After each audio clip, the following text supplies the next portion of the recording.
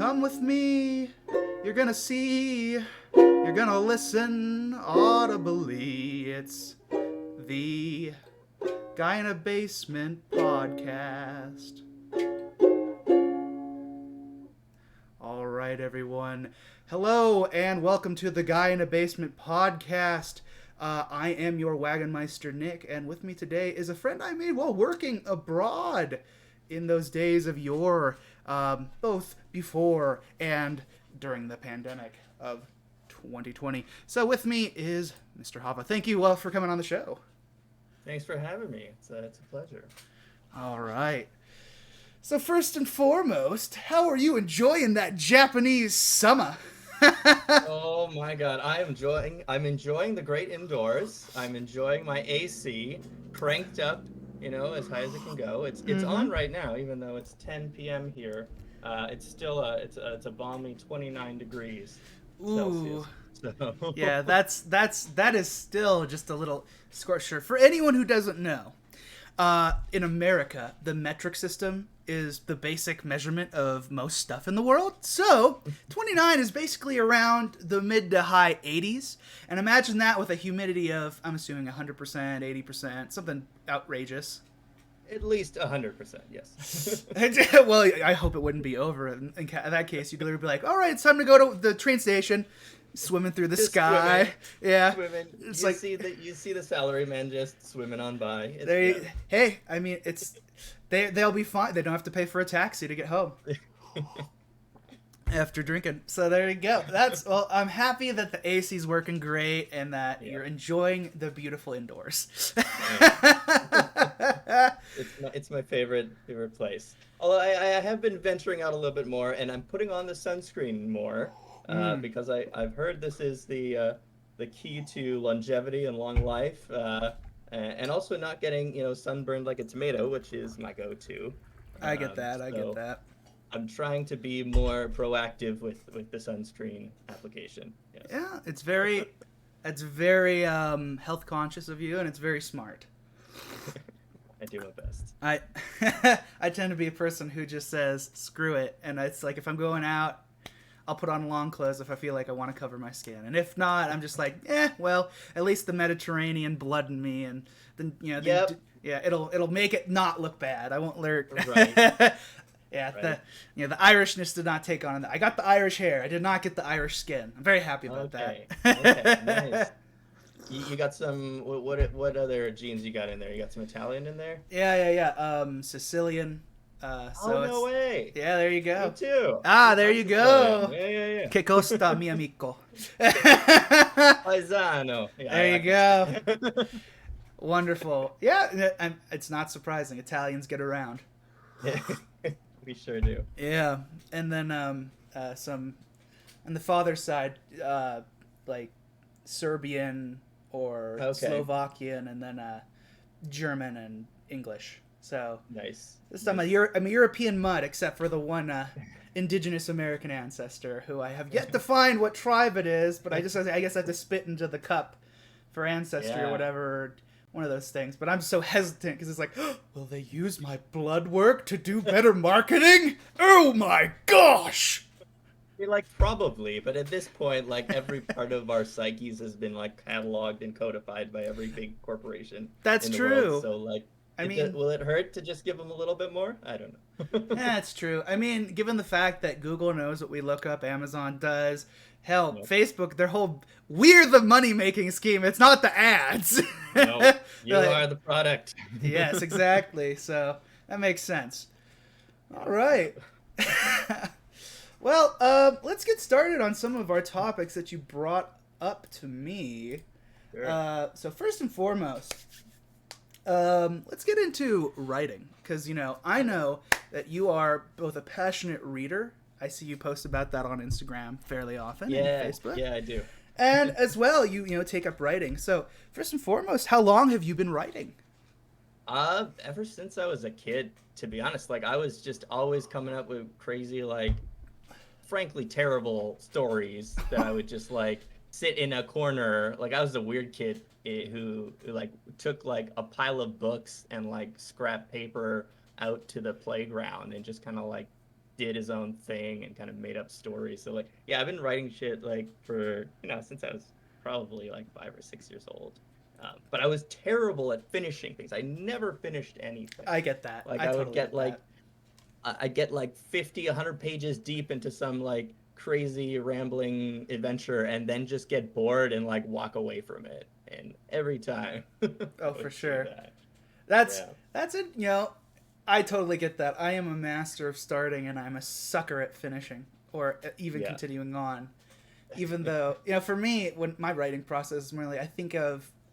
I don't want to be one of those guys who's like, I have to plan it out, and I'm. It's like the old George R. I love George R. R. Martin's take. It's like you're either an architect where you're building Yeah. it from the foundation and everything's Yeah. planned, or Yeah. like Yeah. you do it like a gardener and you let it grow, and Yeah. then you see where it takes you. And Yeah. Yeah. we all know how that strategy worked for him. How long have we been waiting for A Dream of Winds of Winter or whatever? Yeah. The anniversary of Dance for Dragons. It's a 10-year anniversary happened the other That's day. this year. Holy shit. Oh, that's it right. was 3 days ago. Wow. Yeah, I remember when that came out. That was literally a decade ago. Like a whole TV show happened in between. I know, and 4 seasons were good, and then the next 4 seasons were. Well, now we have no source material to kind of scrape our asses with, so let's make it up and let's finish this. It's like, Yeah. oh, guys, I know Star Wars is tempting, but do your shit well. No, it just turned into fan fiction. Yeah. Yeah, pretty Absolutely. much. Listen, I've read better fan fiction than the last 4 seasons of Game of Thrones. Like, it's been Yeah. like, wow, that's a shit ton better. Yeah, not ragging on fan fiction. This was bad fan fiction. Yeah. It essentially became a crack fic. Yeah. Exactly. Yeah. Oh man. Yeah. But yeah, so I would say I'm kind of in between architect and a gardener. Okay. Like I definitely like to jot down lots of ideas and everything, but I don't want to plan. I do want to have a little of that, like, well, I'll see where the road takes me kind of part going on. I thi- And when I get started, a lot of the time, if I have a plan, I'll then go against the plan. That's the Mhm. problem. If I plan it too much, then I get to a certain part and I'm like, nah, this is dumb. I'm gonna go a different direction. So Right. my plan ends up being superfluous in the end. So Well, there you go. I think then it's good, like, because it's like, let's say you're building, like, the. That sounds like what you're doing is like you're taking like how like some people like rock off their garden, like set of like a little like things like tiles and what have you, but like then you let the garden take its own natural course, and I think that's yeah, like a healthier approach than either of them because like, oh, I haven't planned this for 20 years and I have like I know exactly where it's going, or it's like, oh, I'm so interested in the character development that I don't know how the fuck I'm gonna write myself out of the hole here. So it's smart. right, right. That's a really Yeah. smart approach to be that balance between the two. Yeah, I try to strike that. Yeah, I like that kind of like block off those big sections, and yeah, and sometimes it goes off the rails, but Hey, you there can you always go. bring it back in the end somehow. Yeah, That's the yeah, creative process, though, is that nothing survives contact with like the production of it. It's yeah. gonna change. It's so true. Yeah, yeah, yeah. Often I have this kind of like idea of something in my head, and then when it's finished, I'm like, it doesn't really match up. But the Right. thing is that that idea was kind of just a little seed, a little kernel to begin with. Oh, for So it sure. wasn't like I could ever kind of reach that thing that I was envisioning anyway. So Right. And I think that's a healthier expectation of what you should be writing with. for Much sure. more Yeah, so. yeah, yeah. Yeah.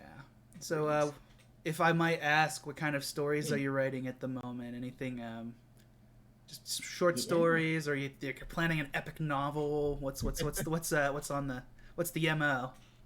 So the MO is basically novellas, because I always start out with the intention of writing a short story, and then I have too many ideas, and it balloons out of proportion. But the thing is, I started with that narrow focus, so I Mhm. can't really make it into something larger like a novel. So then I kind of have to bring it back together at the end, and it ends up being this in-between creature that's like basically a little novella.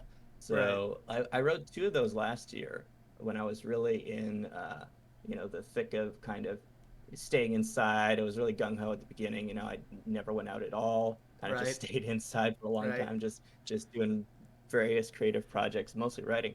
Mm. So I churned out two of those last year, and then a few smatterings of little actual short stories. I did manage to get some actual short stories in there Mm-hmm. because I like gave myself that kind of uh, like challenge. I was like, okay, don't write anything more than just a page. Like do a page. It Mm-hmm. ended up being a page and a half, but still, it was better.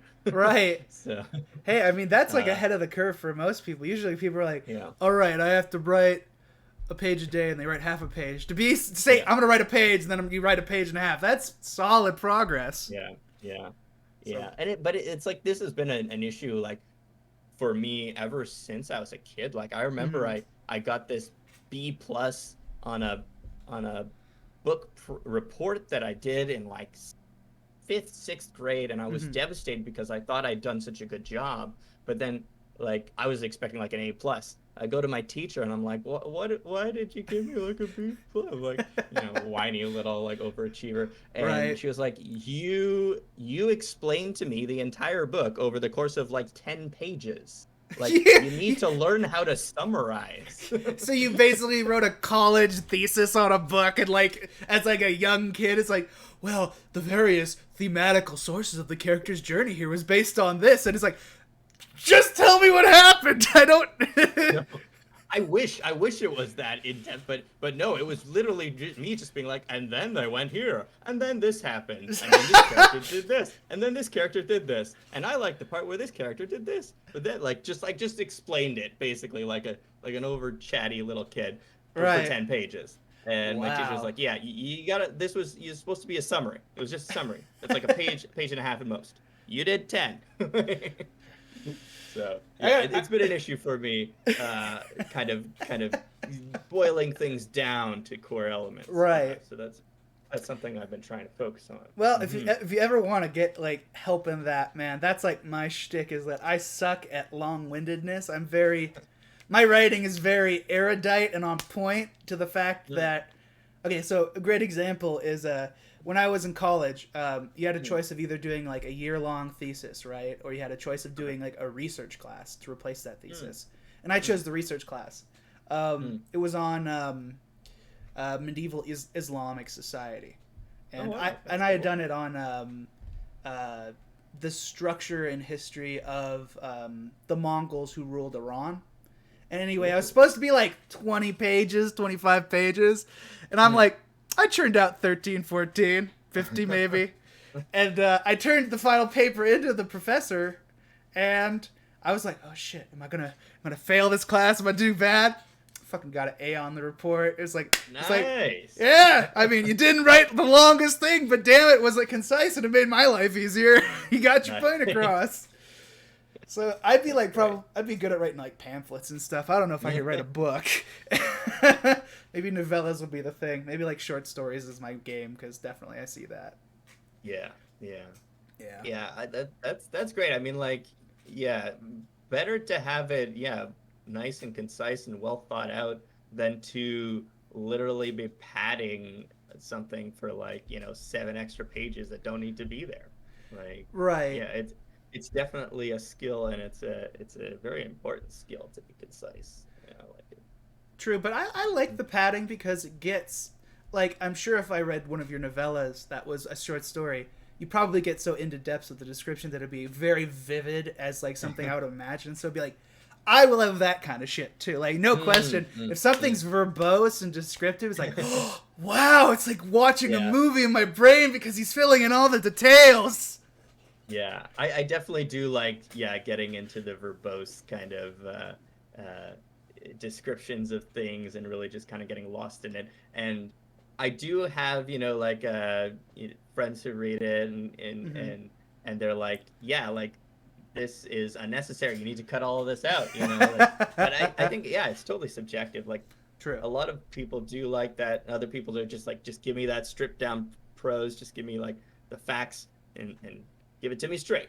Right. So, but yeah, I do like getting lost in it sometimes, Yeah, I get for that. sure.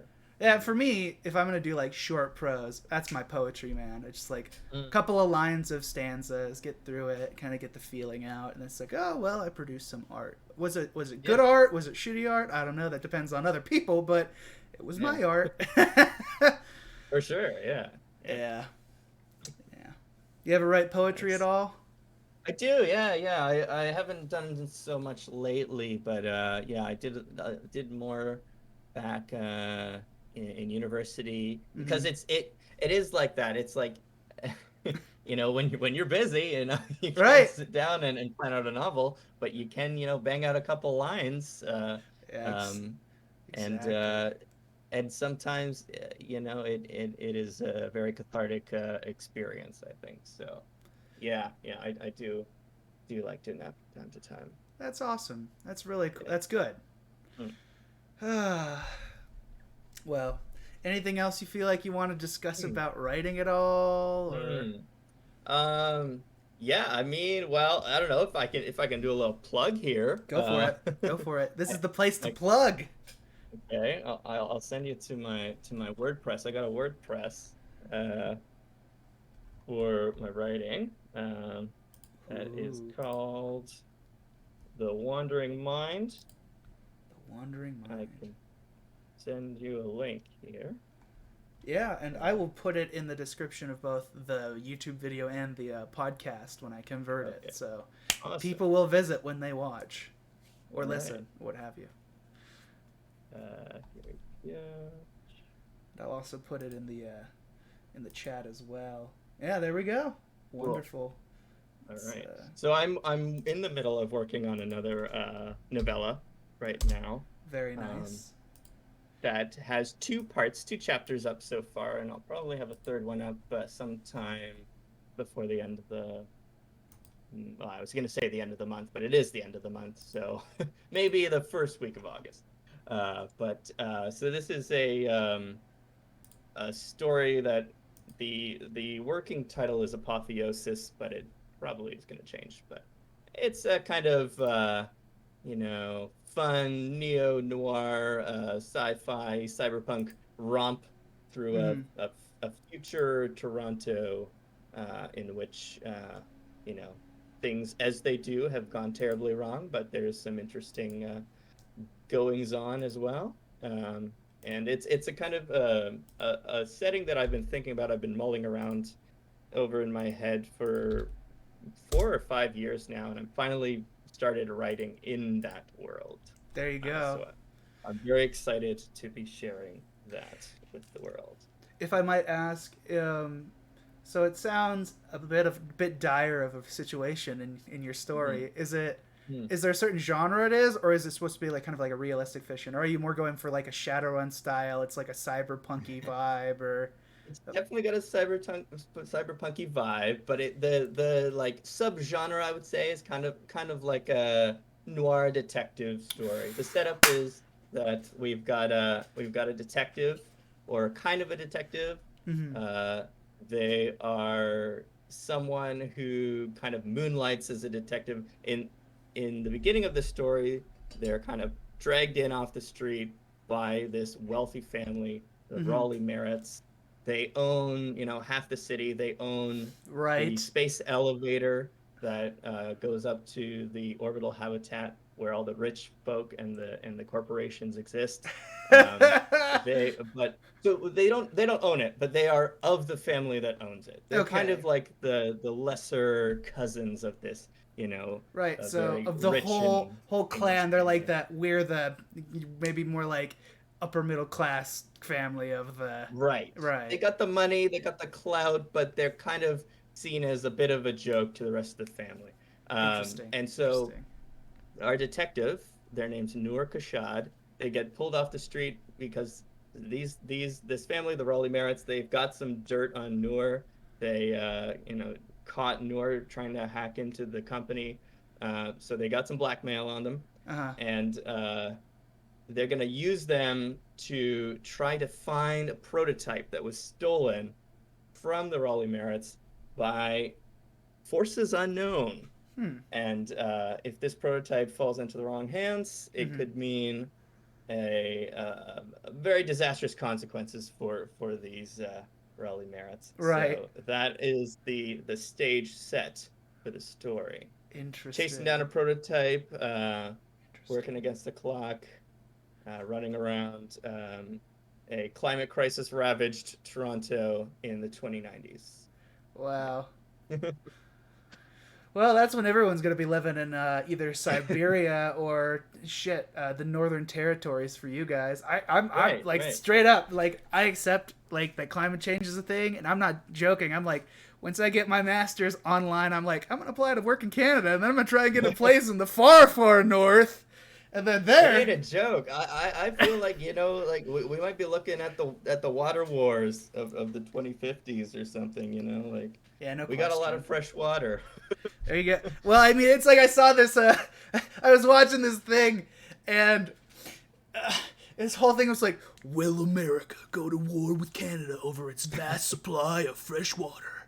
And it's a new. It's like a B plot kind of movie, right? But it's like, Love no, it. that's literally what reality might become, guys. And I'm gonna be honest. I Yeah. like Canada as being its own thing.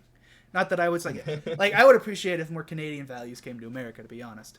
But Well, don't pat us on the back too much. I mean, everyone loves to say how nice and polite we are and everything, but it's like, I mean, it, like no offense, but like next to right. you guys, we look good. It's like Well, of course. I mean, like like, you put our healthcare next to like Europe, and it's like like yeah, any country in Europe is much better than our benefits. right. Any country in Europe has much better education than us. It's not as rosy as it might seem. Yeah, well, I don't know. It's not to say that like I put it on a pedestal, but there are things like where I will say that America is it's like progressive. Like, look at the our like American policy on like different types of identity and sexuality. Like, Yeah, yeah, like places in Europe, they're like, yeah, no, homosexuality still illegal. Yeah, are you yeah. trans? No, you're not. No, you're not. You have Yeah, yeah. to. If you look at Poland, right? Like, Yeah. I feel like they recently, they've been attacking LGBT rights for a long time, but I think recently they even just rolled back like reproductive rights as well. I think I don't quote me on it, but I feel like it Right. was Poland that was just doing stuff in that vein. Yeah. So yeah, you're absolutely right. It's not so rosy in Europe either. Yeah. Yeah. I Yeah. I worry because the big winner of this is gonna be Russia and like whoever starts the first colony in Antarctica. Because at that point, it's just gonna become a landmass. All the ice is gonna be guys like we could terraform this. Yeah. Yeah, True. it's like well, Forget it's Mars. yeah. We've got Antarctica. There you go. Yeah, it's like, but I don't like putting the thought like. I studied history. I know how things go Mm, just by looking at patterns and stuff, and yeah. I predicted the Donald Trump presidency and the rise of authoritarian right back in like Mm, 2014. Like I knew mm, this shit's getting bad and the economy's not going well for a majority of people in the world. mm, Like I'm still surprised that like people like Emmanuel Macron or Justin Trudeau or mm. Angela Merkel are still in charge in their countries. Like Yeah. like I don't know. I'm just worried, but at the same Yeah. time, I'm optimistic too. Yeah. Yeah. I get like what I hope is that this kind of rise of authoritarianism and supremely awful uh, right wing folks is like the last kind of dying gasp of the old guard. I really Yes. hope that that's what it is. Like, and like Uh, once we get past that crusty exterior, we'll yeah. like be able to venture forth into that bright kind of that Star Trek future that we've all been That's hoping for. exactly what I say. And I say that to everyone. It's like, guys, I know you like Star Wars and this crusty off, like, terrible, like, interesting universe, but the clear future we want is Star Trek because Yeah. everyone's. I mean, here's the thing that was the most optimistic thing about Star Trek. and I'm talking about like Gene Roddenberry 1960s days. That Right. was a group of people who represented all of the most powerful countries in the world working together. The Soviet Right. Union still existed in that show. Yeah. Yeah. Yeah. That was like The 300. Soviets. Yeah, exactly. And it's like, Yeah. well, that certainly didn't happen when it collapsed in the 90s. Yeah. Yeah. Yeah. But no, that yeah, I agree. There's a great genre I would recommend for you reading then if you like that kind of optimistic future. It's called Hmm. Solar Punk. Oh, yo, I was totally. I heard on a podcast about this. Yeah. Yeah, Yeah, I dude. should check this out. It's Yeah. really good. It like there's a lot of hopium that it injects into you. That's awesome. That's really great. Yeah. Yeah. I don't know if you know the podcast Imaginary Worlds. No. Um, Highly recommend it. It's super good. It's this guy Eric Molinsky who just kind of goes into all kinds of different genres and stuff. He's got episodes on Star Trek, on like Grimm's fairy tales. Basically, it's just any fictional world that he's interested in, and he kind of breaks it down and sees how it impacts like culture and society. Right. And he did an episode on solar punk. That's Um, that's so yeah. my speed, man. I love Yeah. like I don't want to say like I think fiction. Well, I will say this: fiction is so important to the way we understand the world, Oh, for sure. Yeah. and like it allows us to have these dreams of possibilities. Like that's why I hate this. Like we're all gonna go into apocalypse, and apocalypse is the thing that sells because we're gonna be in an apocalypse. Like, guys, if you feed into the fear narrative, we're absolutely going into it. We have to realize, look, there's other options we can imagine. We can work towards those. I know it's hard. Yeah. It's Yeah. it requires a little bit of sturdiness for ourselves and for, let's be honest, the people in charge. So Yeah. holding them a little accountability. It's like, yeah, I kind of want my grandchildren to not have to fight each other over a stupid fucking river. That's probably Yeah. toxic, but it grows the vegetables. Right. Right. Yeah. Yeah. We need more of that. We need more Star Trek heart in the world. Absolutely. Fiction. A little bit more utopian hope. And I know utopianism can go down a dark path. We've seen that with Yeah. a lot of things from like the 19th century and the 20th Yeah. century. But Yeah. why not we get back to the original ideal of, oh yeah, it's supposed to help everybody. Yeah. Yeah. Yeah. Can we finally make socialism not such a dirty word? Like. See, and that's the thing is like, I swing so far to the left, but you know how I explain it to regular, well, quote unquote regular people, because Yeah. I live in one of the most far right countries in the world, and I'm a citizen of an empire, and no one wants to Right. admit it, but it's like, oh yeah, we have these ideals, but yeah, we're not the ones in charge. Anyway, back to my idea of socialism. It's like, explain it in a way that it's like, okay, do you like the free market? Yes. It's like, I do too. I'm a libertarian in that sense. Do you like having your boss invading your privacy of your life so much? No. Oh, well, then I have this solution for you. So, what if all the workers unionized and then said, you know what? Let's run the business because we know how to run the business, and we'll elect the people who are good at managing us. And if they don't do a good job, we elect them out like we do the government. Will that work? 3 times more likely to succeed than a private business. And boom, I have just solved the economy because that's syndicalism. It's just union-run capitalism with checks and balances. That sounds brilliant. I'll have that. I'll take that, please. Yeah. There you go. I'm very scared of authoritarianism, and I like being able to... Yeah, there you go. And see, thank you for having an open understanding. Because it's like one of my guests from yesterday who also works for the company I've previously worked for that you are currently employed at, which again, I'm not going to dox, unlike one of the episodes prior. So, anyway, and I explained to her that, and she's like, it seems like a nice idea. And it's like, why do you have to use that tone? Instead of thinking of it as like a fairy tale, just say, oh, I like that, period. Don't think of it as unimaginable, because it does exist. Yeah. Anyway, going out of the political, economic, and serious realm, let's talk about our next topic. So, we can either talk about your turning of the cycle of 10 years into the third Ah, decade, yes. Ah, or yes. VR. So what do you want to tackle? Let's do the fun one first. All right, all let's, right, let's talk about virtual reality a little bit. Yeah. all right. So, you're one of the first people I actually went to someone's place where I saw you had a Mm, VR set back when we would play yeah. D&D together. Yeah. Yeah. So, tell me, Mm, virtual reality, yeah. how is it? How do you enjoy it?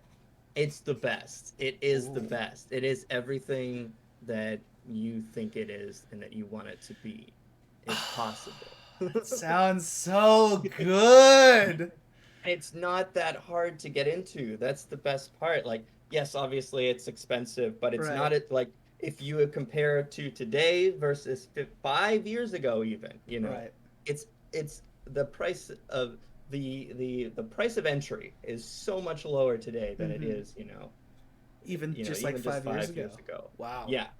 Like if you, I think, what was the first, like the first Oculus Rift, I think was maybe like 2014, 2015, right? So Really? like, Wow. I think so. It might have been earlier. Like, well, there might have been dev kits and stuff, but like the Right. first like consumer grade, like mass market sets weren't really on the market, I think, until like 2014 Mm-hmm. ish. Um, and in the 7 years since then, like it's just so many leaps and bounds, and like on a daily basis, just things are going so incredibly fast. Right. But it's scary too because guess who has a huge, overwhelming market share of all virtual reality? Of course, it's Facebook. So those are not the overlords that we want. Yeah, no one wants to get Yeah. zucked. No, you don't want to get zucked. You don't. No. But like it's I think so I think what is so magical about virtual reality Mm-hmm. is that it doesn't matter who you are, Mm-hmm. right? You have so many people who uh, don't like anything that even remotely resembles a video game. They're like, Right. Right. nope, that's not my thing. Mm-hmm. Uh, and that's fine, Mm-hmm. but you show them virtual reality and it's like, oh, wait, maybe this is my thing, Like, you're Right. in another world. You can look around and interact with things and entities, and you can transport yourself. And the thing is, like, our brains are not our senses and our like apparatus, Yeah. to Yeah. experience the world is not very refined. So it's easy to fool us, Yes, it right? is. Like movies are just a slideshow that's very fast. So like Mm. if you can get screens strapped to your head, with the gyroscope and running at, a high enough frame rate, 70 to 90 frames per second, Mm-hmm. your brain is fooled. You're somewhere else. It, There it's you just go. it's very easy to do, like, and if you see footage of like a VR experience, you know, it might not look that good because you're just seeing it on a flat screen and you're like, oh, that the graphics don't look that great, whatever. Like I've been in like super low poly games, it doesn't matter what it is, super Right. low poly environments. You still feel so immersed because it's all around you and you just Mm. turn your head and there it is. And it's so intuitive. Like it's like whatever you can do in the real world, basically you can do in that virtual world. So Interesting. yeah, I think it's really fascinating. And like I've showed VR to like my dad who's in his 60s, and my mom too, and like Mm-hmm. and they had that experience of like, well, I would never touch anything that's a video game. Although of Right. course like they play Candy Crush on their phones. Like that's a video That game. is a Like don't video give me game. that. Yes, You don't exactly. play video games. Yeah, I've seen how many hours you spent on Candy Crush. So that aside, it was just like they were like immediately entranced, and it's just like, oh yeah, this is something that I really enjoy. So I really think it's that next step. You know how smartphones Right. kind of just exploded onto the world stage, Yeah. circa 2007, 2008, Yes. and then Yes. now they're ubiquitous. I Mm-hmm. feel like in the next decade or two, I feel like that's what it's going to be with VR. Hmm. We're at the early stages now. There's Mm-hmm. only a few people who have like the Blackberries of the day, but Right. in a decade or two, I think it's going to be ubiquitous. Yeah. For sure. That's so cool to me is that, like, here's this technology that we have been. Well, it's like the idea of science fiction becoming science reality, right?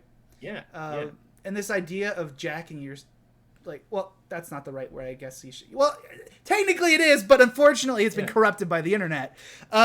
But when you know, like, this idea of plugging yourself into this framework of connectivity with people, and of course the Right. internet does that as well, but this is like the Hmm. next step upon itself to build like another like foundational like earth-shattering technology. Absolutely. Yeah, Like, yeah. do you see the way it going um like, oh, everyone's got their virtual reality set. Oh, I'm gonna go to the office, I'll be in the home office. It's like, walk to your computer, plug yourself in, put your headphones on, and now you're all right, taking care of business, face-to-face meetings with people. Like, do you see that Yep. happening, like in the utilization of this technology to like for actual like real life applications too? Absolutely, absolutely. And I'd be like, we're essentially we. It's not even like that technology is not possible now. Like Right. that is possible now. Um, all that we need is for the point to go down, Mm-hmm. and for the technology to become more portable. Those are the Mm. biggest barriers, right? Right. So, but like that scenario is absolutely possible even today, and I think yeah, like eventually that's what it's going to be, and things like worldwide pandemics that force everyone to be at home all the time Mm-hmm. are a great accelerant for that. I There you think go.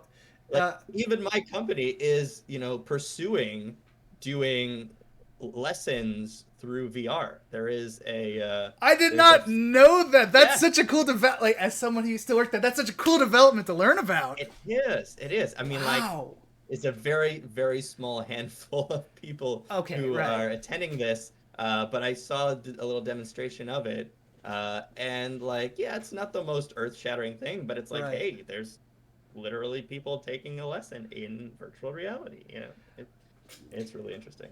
I gotta think that's gotta be so cool. Like, that just makes me have this image of, it's like, boom. Let's say you're teaching a class of however many students, because Mm. the possibility of increasing that amount of students to come in to study under that, and just like, uh, boom, here's one of the videos with the training on this. Boom, can I hear your pronunciation? Boom, and it's like, Yeah. wow. Yeah, and not just that, because it's like you can travel places. It's like, oh, Right, let's go travel to New York City, Times Square. Let's walk around Times Square. Oh, what's right, that? Let's talk about that, and absolutely. it's a sandbox. You can do whatever you want.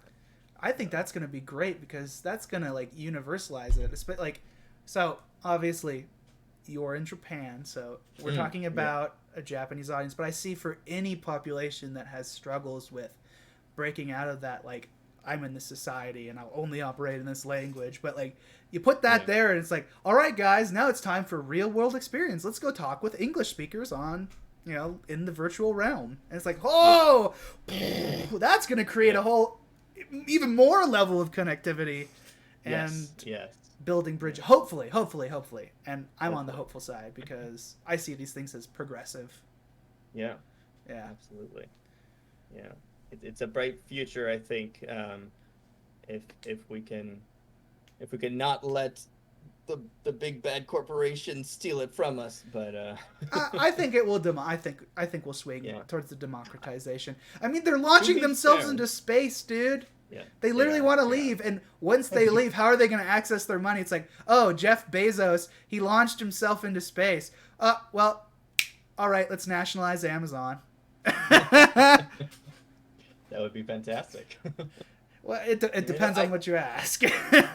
But yeah, I would never want to speak well of Mark Zuckerberg, but right. he so they did announce Facebook did announce recently an initiative that if true, if they actually stick Hmm. to their pledge on it, would be fantastic. Oh, what's um, that? they do want to kind of work towards building the quote unquote metaverse, like I love it. the internet 2.0, the next step Right. where everyone is connected, via a virtual world and virtual environments. And apparently, they don't want to make it theirs. They want to work with others to make it a collaborative effort. Ooh, And that's I'm positive. super, super skeptical about I get that. that coming from them. Right. But at the same time, I'm kind of hopeful because it does make a lot of business sense, like Yeah. having a shared kind of metaverse full of people to profit on, even if it's not a walled garden for them, it makes Right. sense for them. So I have a hope that it's going to be a positive thing, and it will come to fruition in a good kind of ethical way. I think that's But possible. That's like combining 1.0 internet. Like I'm talking about the 90s where it was so freeform. And if they mm, do that, that's boom.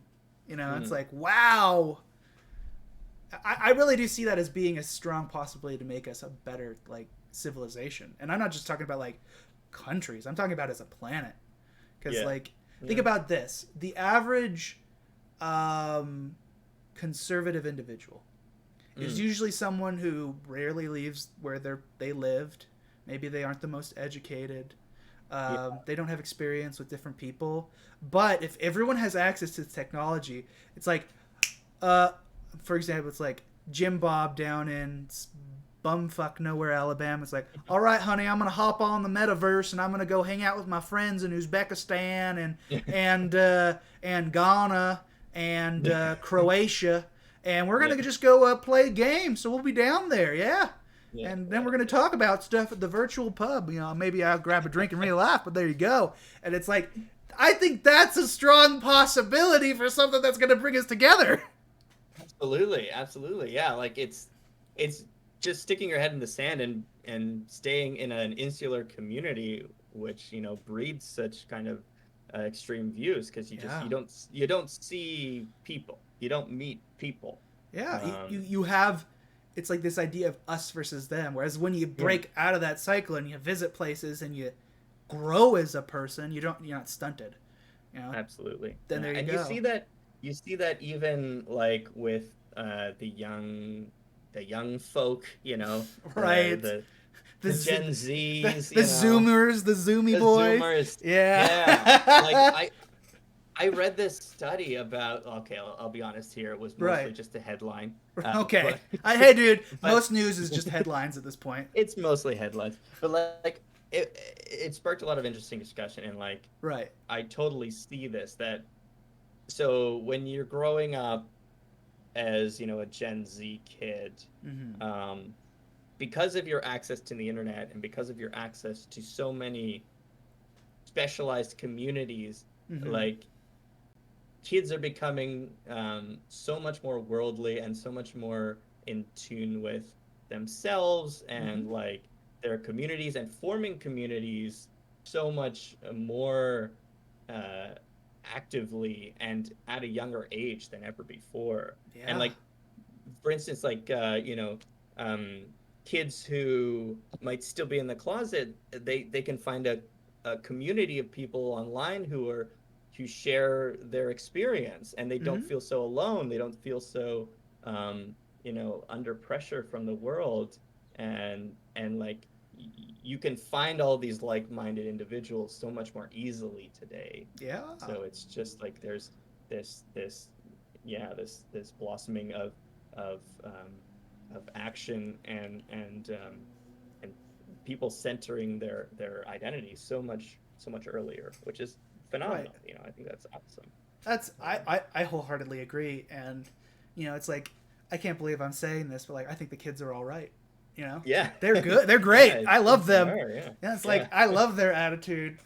yeah, As absolutely. since both of us are millennials, I Mm, swing towards like I'm on the fence. Like how mm. like the pitch like of oh they're from this year to this year or this year to this year. Like I'm Right, right, always right. on that fence of it's either me or the year after that's like the Zoomers. So I'm like Okay, I okay, consider myself like that transitionary period. Like there's the okay. geriatric millennials who are like maybe Gen X or little Right. yeah or like then there's the zillennials or so on and so forth. But like, Oh yeah. oh my gosh, like I don't know half the shit these kids are coming up with on TikTok because I'm not on I TikTok. know. Right? Yeah, I don't get TikTok, but I'm so glad that it's a thing that kids are Yeah, into. That's phenomenal. I love it. it's But yeah. wonderful the communities they're building, and it's just like Yeah. goofy stuff.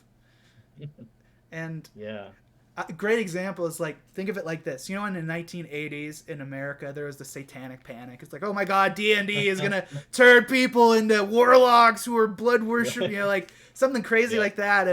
And now we're seeing the more liberalization of things coming forth. Mm. There's literally witch talk. There's people cause like, I do ceremonial magic, I do this, I do that. And it's like, I can't even imagine. I wouldn't have been able to imagine that happening when I was a kid.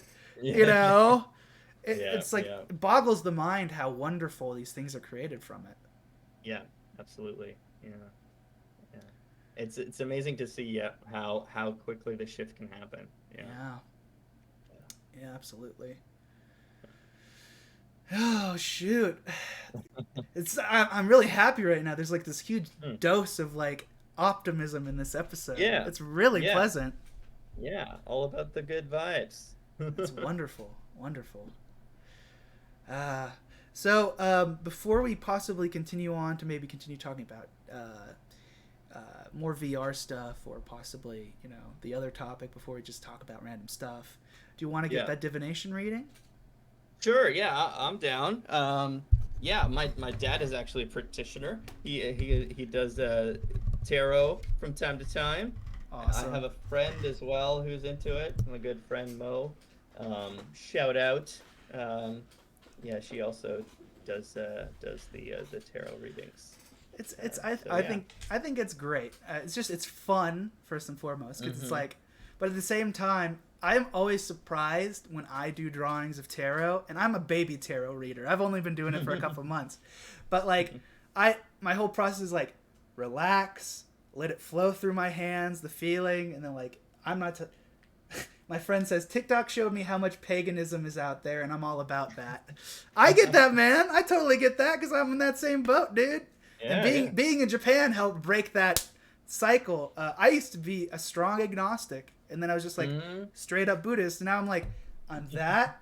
And I also have my little, you can see I have my little Shinto shrine up here in the corner, and I have a little pagan altar over here where I do like rituals usually every Wednesday. Wednesday's my holy day, but yeah, there you go. Hey, and if you want to look at the chat and engage with them as well, I recommend pulling it up maybe just like I'm putting it on silent. So if you go to the channel. Okay. So. Oh yeah. Let's see. But yeah, Instagram as well has a strong like esoteric community as well. It's like really crazy some of the platforms that have been adopted by these people, and I follow that stuff and I think it's cool. It would, yeah. I mean, but I'm not like I LARP in the woods with like clothing and stuff with mascara on my face with runes and stuff. I'm not that.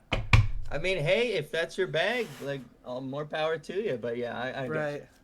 Yeah, it's just like I have too many books to read. I have work to find. I have this to work on to make it a whole thing and a half. So the guy who's currently watching us is someone I've known since elementary school. So good guy. Nice. Yeah, he was actually on the last episode. He was a surprise guest who wanted to join in. Uh-huh. So that was a 4-person episode. I was like surprised. Wow.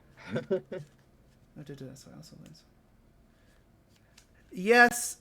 That comment he just made is very on point. It is. It's individualistic, and they're actually not that bad. I find that the more fundamentalist and controlling a religion tends to be, that's where it's a little, it's a little culty. So I know more. It's institutions, man. Like when we get down the route of institutionalism, that's when it all goes wrong. Absolutely. That's why I've always been libertarian. I used to be a right-wing libertarian actually when I was in high school, but thank God I went to college and learned history, and I was like, oh yeah, that's fucking bad. Yeah. That's the pipeline. But yeah, absolutely. You ready? I'm ready. All right. Okay, very nice. Your first reading, based on you doing Celtic Cross, is the Page of Swords. So this is your current situation, the current energy around you. The page is always associated with beginnings, new starts, maybe a little naivety. But since it's the sword, it has to deal with communication and truth. So maybe the situation and energy is you got to be a little bit more truthful and communicate more. Cut through a lot of this stuff to get your point across, to start something anew. Okay, that makes sense. And then the blocking energy is the Three of Cups. Three of Cups is associated with water and emotions, intuition. So if it's blocking this thing, maybe like your emotional balance and the feel of camaraderie makes you not want to get your true point across with people. Maybe it's warning you that you might want to be more honest with others. Okay. All right. Ooh, that's an interesting one for your subconscious. So you got a major arcana here. You got the Hanged Man. The Hanged Man. Yeah, the Hanged Man. Okay. Pretty classic image. But Hanged Man, he represents an awakening and enlightenment. Think of like Odin hanging and getting realization, or Jesus on the cross. And again, I actually like Jesus as a figure as a spiritual teacher, just not as like a savior figure. I take a very Gnostic approach to that. And anyway, so this idea of sacrifice to better yourself, it's like the transition of life, death, and rebirth. So maybe like subconsciously you're growing in some way and there's some realization you're making right now. Okay. Oh, that's good too. And so here you go. You got for your conscious, it's the Ace of Wands. Ace is of course one, and it's new beginnings. And wands are associated with passion. So maybe consciously you're thinking about a new passion you're starting up or something. Maybe like you're going to share this with someone else. Maybe that's how the communication works. Is that you realize, I have to be more open about what I love, and maybe people will share in that. Let's see what your past is. Oh, that's a solid card. The Eight of Pentacles. You see a man working very hard at study. It's often associated with like kind of being an apprentice to become a master. Like you have to keep working hard at what you're doing to get better. So we were talking about writing. So maybe like it's talking about your progression of writing, how you've been working super hard on it. And that's going to lead you to be able to communicate your like feelings across to people, which is wonderful. I like that. Let's see what your future holds. Ooh, the Six of Swords. I know it looks ominous. It's a man on taking a woman through a thing of swords on a river in a paddle boat. So I'm going to look that up and see what that might mean for you. Okay. All right, let's see. Swords, swords, swords. Again, dealing with truth, dealing with communication. Okay, the Six. Moving forward means finding peace in the present while maintaining hope for the future. Trust that the worst is behind you. And since this is for your future, it means that you're getting free of, in the near future, you're probably going to be free of some emotional pain or some bad situation. Things are looking positive. You have a moment to relax and enjoy yourself. You know, you're at peace because someone else is helping you out and getting you on the flow of life. All right. Let's see. Your most important card is the U card, which is the next one I draw. So it's a Knight. It's the Knight of Cups. Knight of Cups. Okay. Knights are associated with movement. It's an air sign. All four of the house cards, Page, Knight, Queen, and King. He's associated with, air, communication, but also emotions, since it's the cups. Cups are water. It's emotion, intuition. So maybe you have to keep that balance of teaching things on the movement, that cutting through things, but also have a level of intuitive emotionality with people that allows you to connect with them more. Okay. Oh, that's good. So how people perceive you, how others perceive you. You got the Magician. The Magician. Yeah. Wow. So the Magician is all about creation and willing your things and what you want into reality. It's about knowing what you know and being the best at it. So I would say this is like, people know you're a writer and they know you're working hard at it. They know that you study these things and learn about literature. So maybe they like see you as like, oh wow, he knows what he's doing with his life, and that's really cool with this writing thing. Hey, you gotta fake it till you make it, right? You fake it till you make it. True. And that's cool, is that others perceive you as having that feeling. Okay. Now your desired outcome, it's the Four of Pentacles. Okay. So you see a man with a crown sitting with he's kind of grasping a pentacle, has one over his head at 2 feet. It's about stability, but it's also kind of a worry. It's worried about the loss of his money. So this might be a warning to say you want that stability in your life, maybe materially. which I guess all people do in essence, and you probably have it where you are. But maybe this is a sign to say, hey, don't worry about it too much. It's you can be a little freeform with it. Now the likely outcome. Oh, very interesting. The Queen of Wands. So the Queen of Wands she's associated with abundance. She's a queen. She's an earth element, I believe. But she's also associated with fire, which is passion and authority. So probably she was like very driven, very emotionally cognizant, willing to relate to others.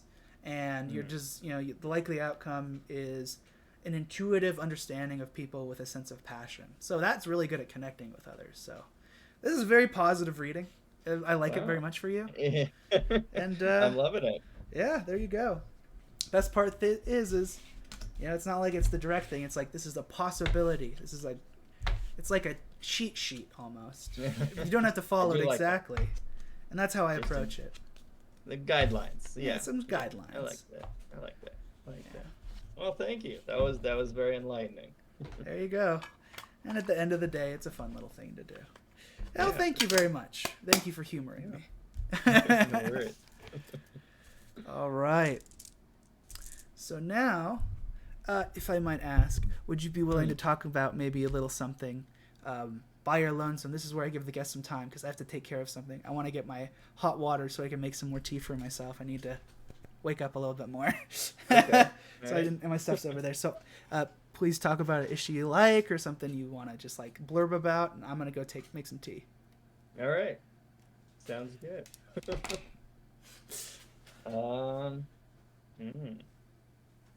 there to talk about? Well, I mean, yeah, I could continue to ramble on about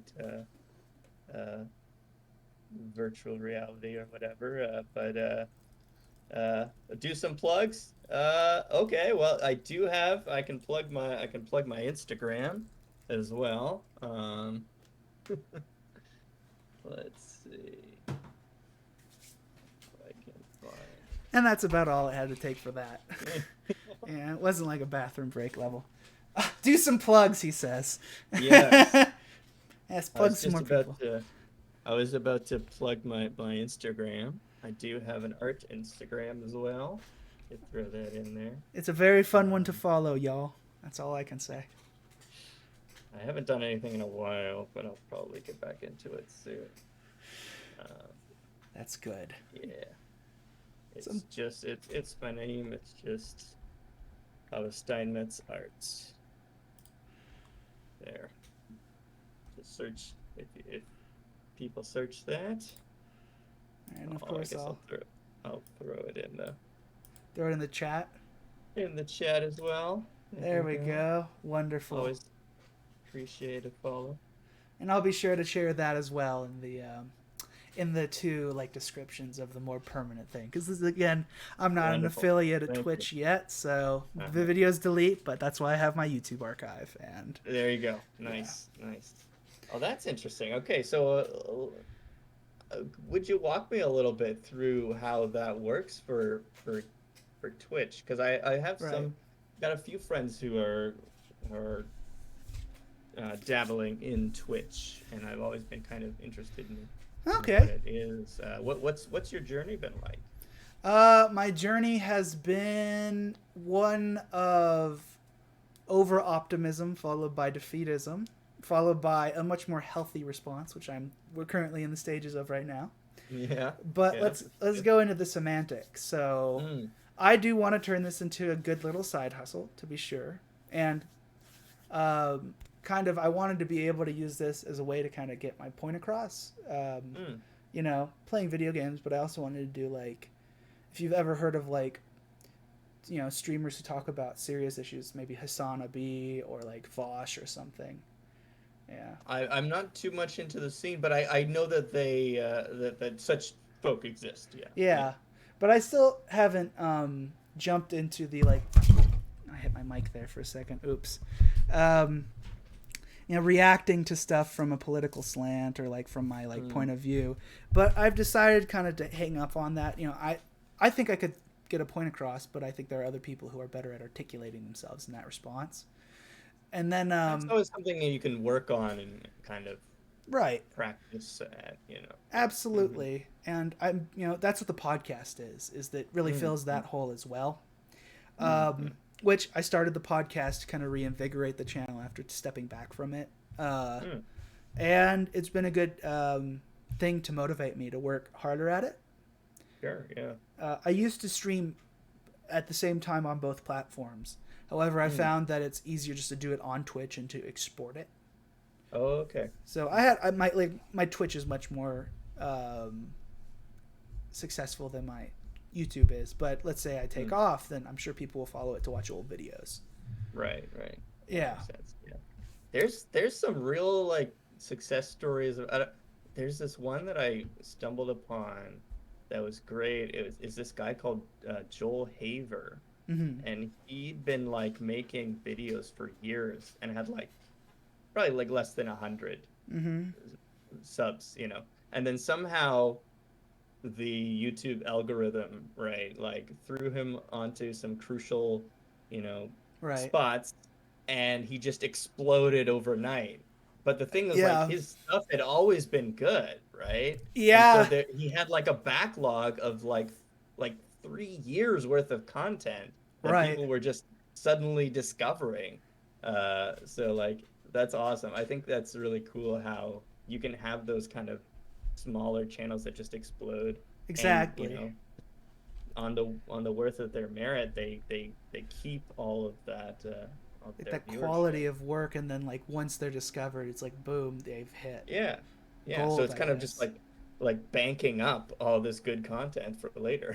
Yeah, absolutely. And that's what the Yeah. podcast is I really created it both for inspiration for myself and because I'm one of those people who likes to engage with the chat, but unfortunately I don't have a chat. So the Mm, podcast fills in that time of being able to have this conversation and stuff. And hmm also showcase, oh, I've met a lot of wonderful people in my life and I want to share them with the world. So, Yeah, I think it's a great platform for yeah. for a podcast. Yeah. Absolutely. And it's easy to pull it and rip it here and get the audio there and do the it's it's not as hard as people would perceive. That's all I'm going to Right. say. Right. Although Yeah. I'm planning on stepping up my gaming content soon. So Okay. let me ask you a question. Have you heard Sure. of the phenomenon known as the VTubing scene?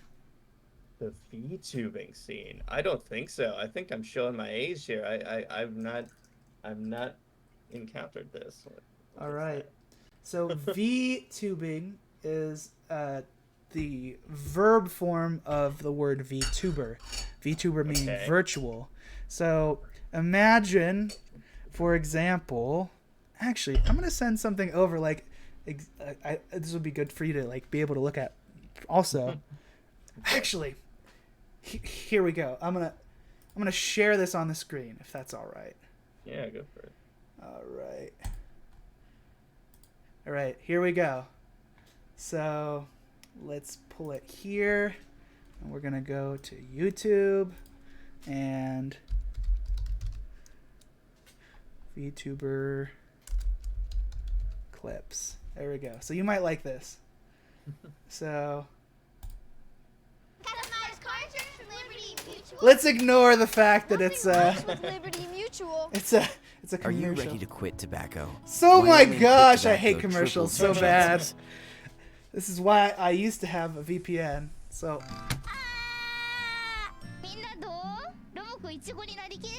basically, they're YouTubers who have facial rigs that track their Oh, I face. have heard of this. Yeah. Yeah. Yeah.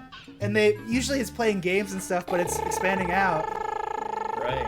Yeah. And I have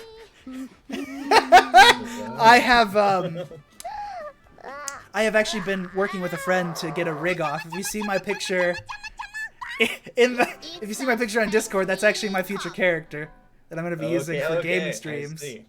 Uh-huh. Yeah, and it's fun, it's silly, and Yep. it's such a growing market of Yeah. like I, entertainment. read a story about this one. I don't remember her name, but there's this one that got really popular, who has this very elaborate one, and she like spent a lot of money on making this like really like hyper realistic one that Right. like her is just like so insane and stuff. That's that's kind of mind blowing. Like that's like what we were saying earlier about like that science fiction becoming science fact. I feel like Mm-hmm. that's exactly that. Like Absolutely. that feels like something out of like a sci-fi novel. People having these like virtual avatars online. Well, it's just like what is that game that's very popular when you first start out with a VR Mm, like VR chat where you're like you have your avatar, and now they're right. utilizing that to meet and like one of the things Yeah. like they have interviews in an office in VR chat with their character Yep. rigs full motion, which is Yeah. hilarious. And there you go. Yeah. Yeah. That's true. Yeah.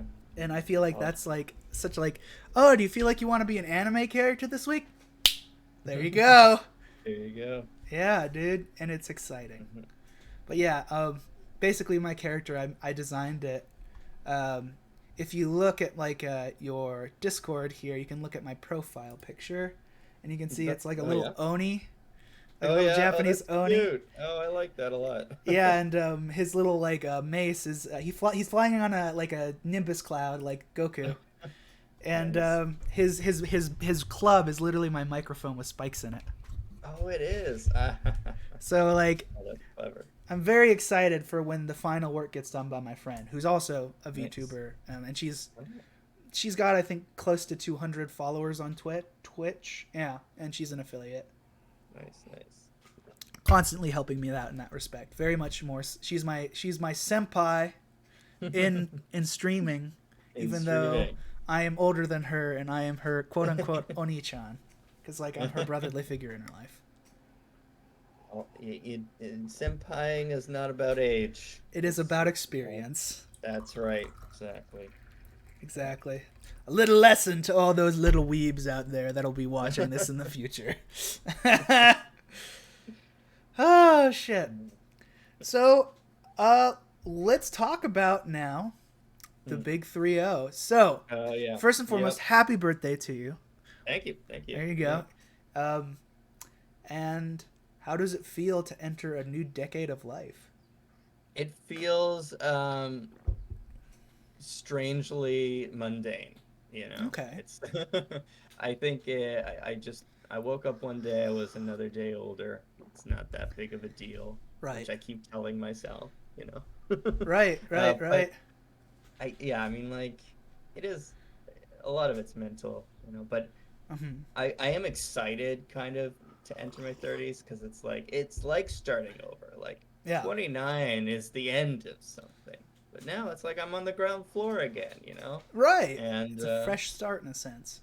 it is. And like a lot of my friends are, you know, in their 30s as well. So it's Mm-hmm. kind of like I'm catching up and I'm finally there. There you go. And it's when I think it is a nice opportunity to kind of look back at your life and like to Mm-hmm. break it into thirds. Mm-hmm. Because it's like I can see like three distinct pathways through my life now.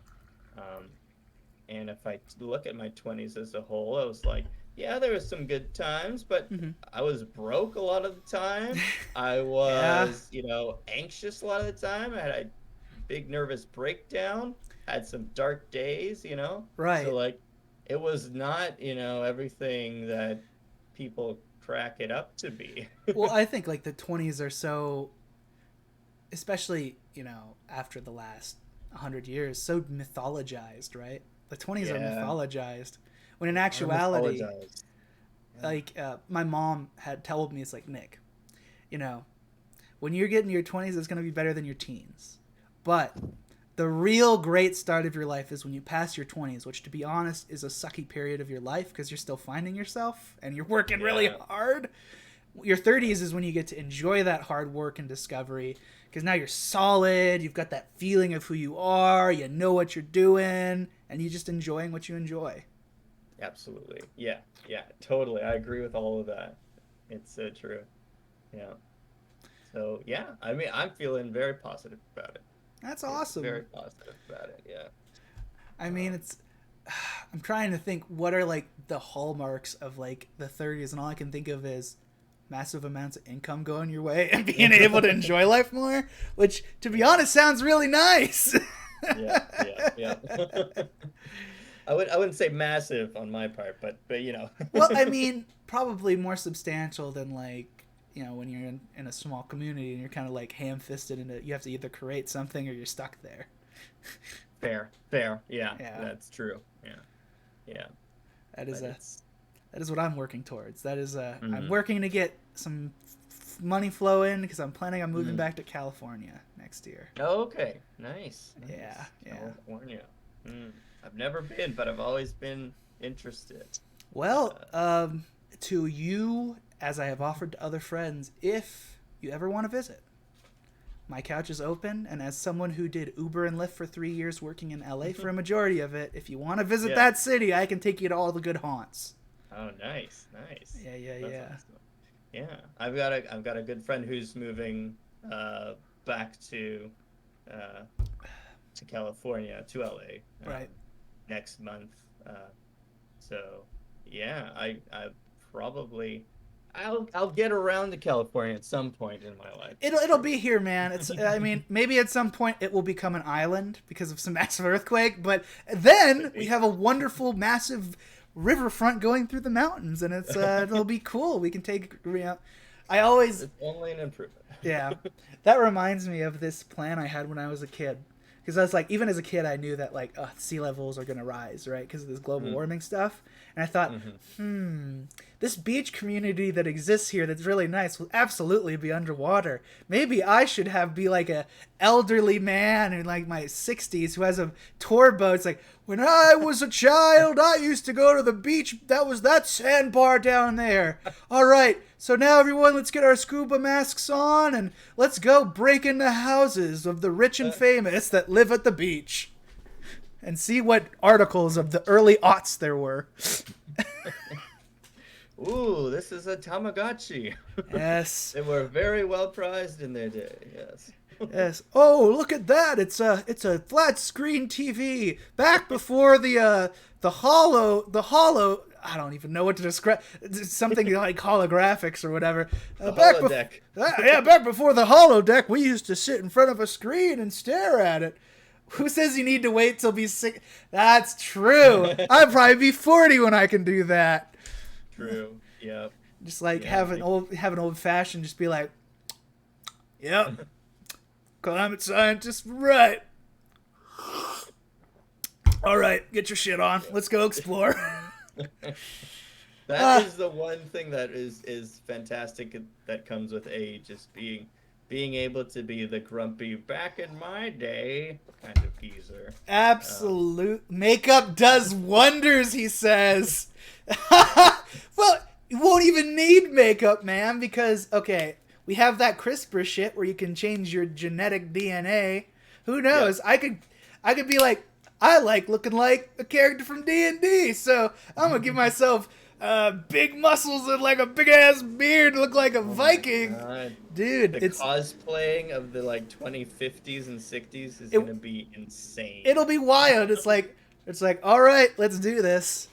Oh my gosh. I bet you we're going to see like the normals. It's like, oh, look, there goes Terry with his bat wings and his devil's tail. He looks really good. Oh, look at Melissa. Oh, she found the ability to like have super powered legs that makes her jump over buildings. She doesn't have to be in traffic all the time. Lucky duck.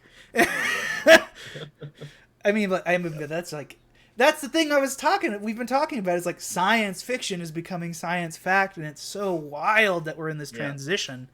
Like, And it's not even that like that's a coincidence, yeah, right? Like science fiction is the blueprint for science fact. Like so right. many engineers and scientists have said like, "Oh yeah, I was inspired because I read, like Arthur C. Clarke. Like Arthur C. Clarke basically invented the satellite because he Yeah, wrote about it. there you And then some go. scientists were like, "We can actually make this." And he's like, "Well, I didn't patent anything, so, Go for it. there you go. And they made it. There And you they go. I mean, Gene like Roddenberry invented the iWatch or whatever. yep, exactly, exactly. Yeah, they had the communicators and everything. Like, yeah, people were just like, "Oh, that's awesome. Hey, wait, we could probably make that," Yeah, it's like and they did. we have the technology. We can build it. We Yes. exactly. Who knew I was gonna quote the $6 million man today? Shoot, that's funny. Well, now we're out of our topics. Just want to chat about random stuff because I'd love to do that. Sure. Yeah. So, like, I do want to ask this. So, the Tokyo Olympics are going on, and as someone who lives in that area, the metropolitan area, what are your feelings towards it? Because I know a lot of stuff is shut down, and there's a lot of worry. Yep. Yeah. And numbers are spiking. We've hit like, I think the latest was like almost 3,000 cases in a day. Which Wow. is insane. It's like that's the highest it's ever been by a huge margin. Right. So, Right. yeah, obviously, I'm not thrilled. I I'll be honest, I never was a huge Olympic fan. I've Right. never been much into sports in general. I get that. But I had a mild interest. I'd watch the odd events. And this year I hear skateboarding is a thing. That sounds cool. It's something Yeah. that I would have probably be interested in viewing. But like Can I now, say? the way it is, I don't have any interest. I don't. I'm Right. just like, it shouldn't have happened. It shouldn't be happening. I and feel it like just sours the whole experience for me. I feel like it should have definitely been canceled. I feel like their push off was Yeah. like, I had like my prediction for the pandemic was like once it started, it's like we're not gonna get this under handle until possibly at the earliest late 2021. And even now, looking at what's happening around the world, I think we might not have this unlock until maybe 2023. Yeah. Which is, that's not like an optimistic look. That's like a statistical, I'm taking a realistic pathway. It's a realistic approach. Yeah. Just because, well, eventually it'll reach the point where a lot of the people who said, no, it's a hoax and these vaccines don't work. Like, I'm reading stories about, like, in America, and it's horrifyingly sad that, like, these people who are on their last leg, and they're people in their, like, 20s, early 30s. It's like, I thought it was just a myth. Can I get the vaccine? And the doctors literally have to, like, look over and it's like, that option flew the window so many times ago. I'm so sorry. You just have to accept that you're going to die. And it's like, we can't have an international sports thing in a city with 30 million people because that's so dangerous. Yeah. It's just so much is just so ill conceived. Yeah. And it's just that there's just so much money at the root of it all. Oh, true. And I'm like who is really enjoying this right now? Are people enjoying it? I guess people are watching it. I guess. I mean, they're trying. They're really trying, but there's no fervor. Like, I remember. Okay, so you remember back before COVID, like maybe like late 2019 and earlier. Everyone was so excited. They're like, "It's gonna be great. It's gonna be wonderful." And then, boom, and everyone's like, "Oh shit, cancel it. What are you doing? Why are you pushing it? No, cancel it." Yeah. He's like, "No, it's not the time. If you really want inter-country peace, let's give everyone a vaccine. Damn it." Yeah, I watched that live tape. People getting vaccinated. That would make me happy. I'll watch that shit all day. Yeah. There you go. It's not the most entertaining, but it's pretty good feeling about. Yes, this man will not die. This woman will not pass away. Cheer! Oh yeah! Woo! In surviving. There you go. Yeah, Mrs. Smith. You get that jab. Yeah, it's actually. I was just going to say, I wanted to bring up before we continue. You brought up skateboarding, and then I saw this morning a post on Facebook, and it was like, the U.S. got the bronze medal for skateboarding, and then the comment under it was like, well, yeah, because you had to drug test all the skaters. And it's like, yeah, all the stoners are locked out of the thing. No wonder we fucking lost. And that's the whole thing I'm really like irritated by is like this discrimination against people who like use cannabis where it's legal. It's like, oh, how dare you use this drug that's illegal in this country but is completely legal where you live? And it's like, it's like, what the hell? If that, it's like, all you think is like, well, if that's the case, and these people in America can't come, what about all the Canadians and the Uruguayans who have that legal shit and they're not? Can they go? Yeah. There's another incentive for moving to Canada. A nationwide open policy. Come for the weed and the healthcare. Come for the weed and the healthcare, and then be like, this is a lot better than America, but it's fucking cold. It is cold. But if you stay in the southern parts, it's not so bad. You know, if you go to the West Coast, you know, right? You go to BC, you go to Vancouver. You know, it's balmy there. It hardly even snows in the wintertime. There you go. And they've got great weed, I hear. So. Well, there you go. I mean, like, hey, there you go. As a Californian, I'm a bit of a snob in that respect. I'm used to like the quality, so like I'd have to be like, you know, I go down to Colorado every well, I've quit. I'm off it. I'm like a month and a half sober. I'm really happy about that. All right, congrats. And I can actually sleep now. I don't need it, but you know, like when I go to a place where it's legal, it's not to say that I won't partake of it and have a fun time. Sure. But yeah, I've actually thought about moving to BC, but then I thought, it's probably a bit expensive because it's like you're just nodding. And it's all I can think is like, well, maybe I should move to Ontario or fuck, maybe Alberta. And I know that's dumb, but like Alberta is the most American Canadian province there is. It is. They want to be American. They wish they were American. They've wild. had referendums, or they've talked about it at least. They'd be like, yeah, we got all the oil. There you go. It's the new Texas. We don't need you. It's the new Texas. They're the new Texas. They're secessionist. No. Of course, I've also heard about the Quebecois. You know, they're always like, they have their like national party, which is like, how do you have a national party when you're not a nation? Yeah, they also want to leave. Yeah. Yeah, I've been watching a lot of this Canadian YouTuber named JJ McCullough, and he's explained a lot about Canada. And I'm like, Canada's pretty interesting. And then I also learned, Canada also has a lot of problems that not a lot of people talk about. It sure does. Oh, yeah. Like, it absolutely does. Like I was finding it's like this policy they had in like once the Civil War ended, there was a lot of like Southern black people who were like, we're gonna move to Canada because it's like it'll probably be freer than America and less racist.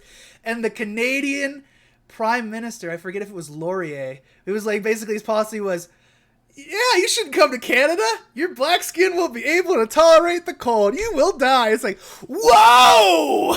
That's the excuse he used? Wow. Yes. And they're like, we have to have people come in to populate the west of Canada because we're driving out all the indigenous people for farms.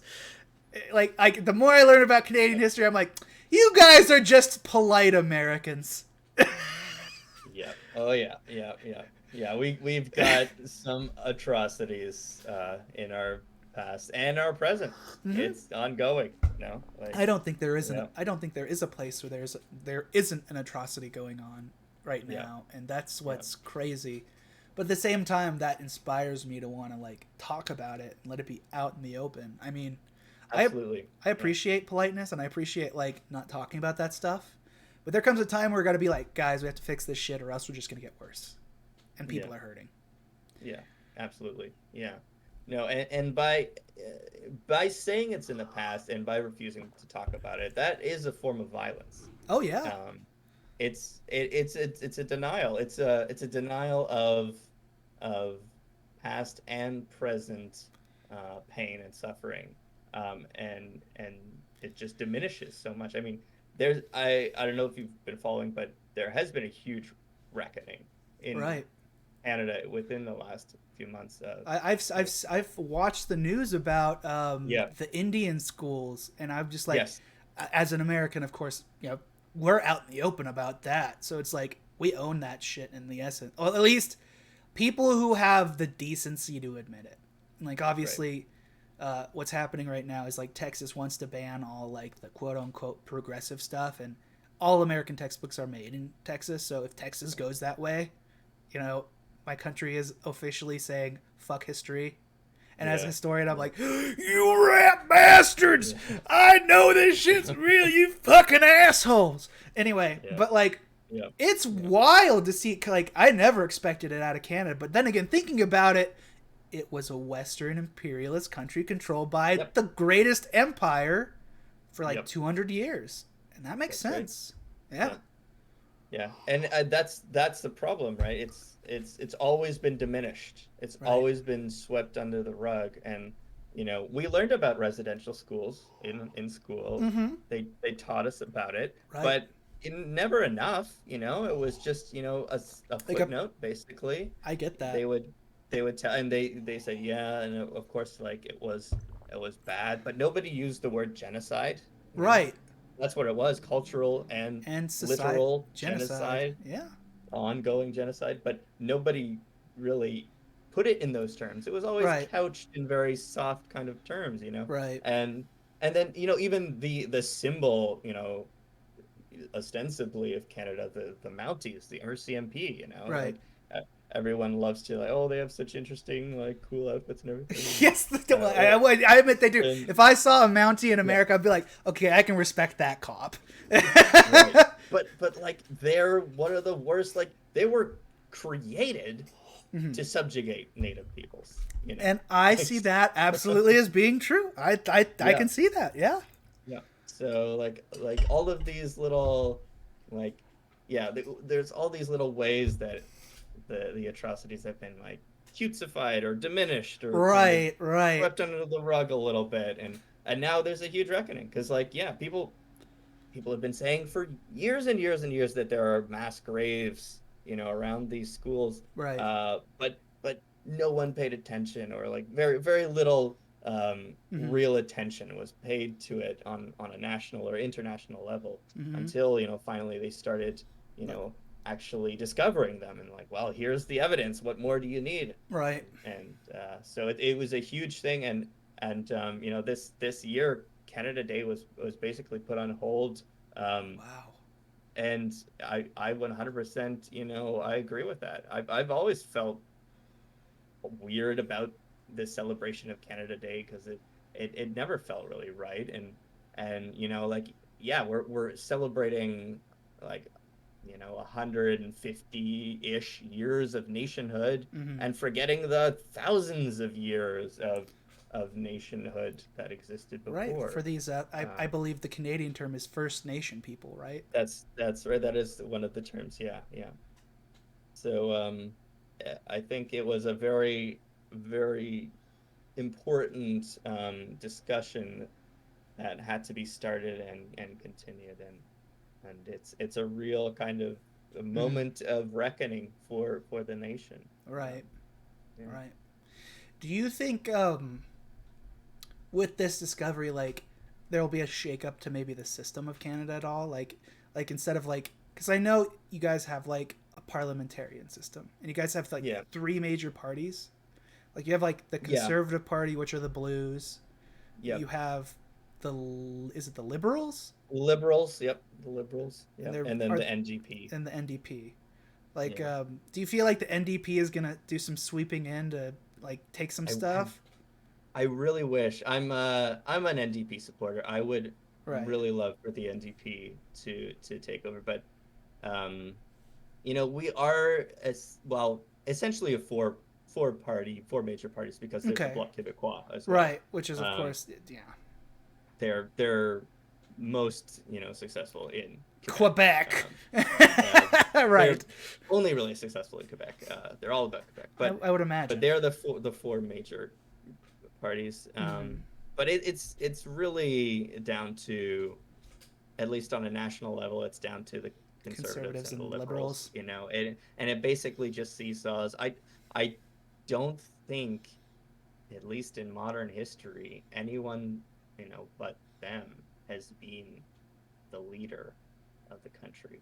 Mm. So it would be fantastic to get a shakeup, and there have been, like, kind of tiny shakeups in various provinces over the years, Right. where you get an orange wave and you get a whole bunch of NDP um, like elections. mhm, Yeah, elected. coming into the But parliament. yeah, That's so uh, interesting to me. Is like the parliamentarian system. I feel like is a lot more stable than well.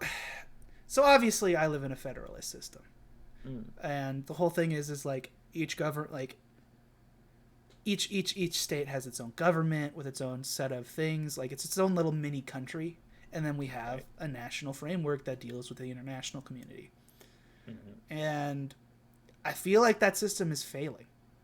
It's Mm, lost its stability, and I feel like the parliamentarian system, which I guess a lot of countries have based this like kind of like on the British Parliament or stuff, or maybe like the French Republican model, mm, yeah. that it just seems more stable and more appropriate to like population things. Like the fact that I, as a person who lives in the least populated state in my country, Right. Wyoming, Yeah. and I have 8 times as much political power as where I used to live in California. Wow. Yeah. Like Yeah. I can That's throw my insane. political weight around, but also I am an extreme minority Mm, politically where I live. Like if you mm, want to talk about like conservative alt right people, holy shit. I'm living in it. There's currently so Liz Cheney, right, who is the there's only one representative for my state. That's how little people we have. We oh. have one in the House, and the Senate is where we have power. Okay. Wow.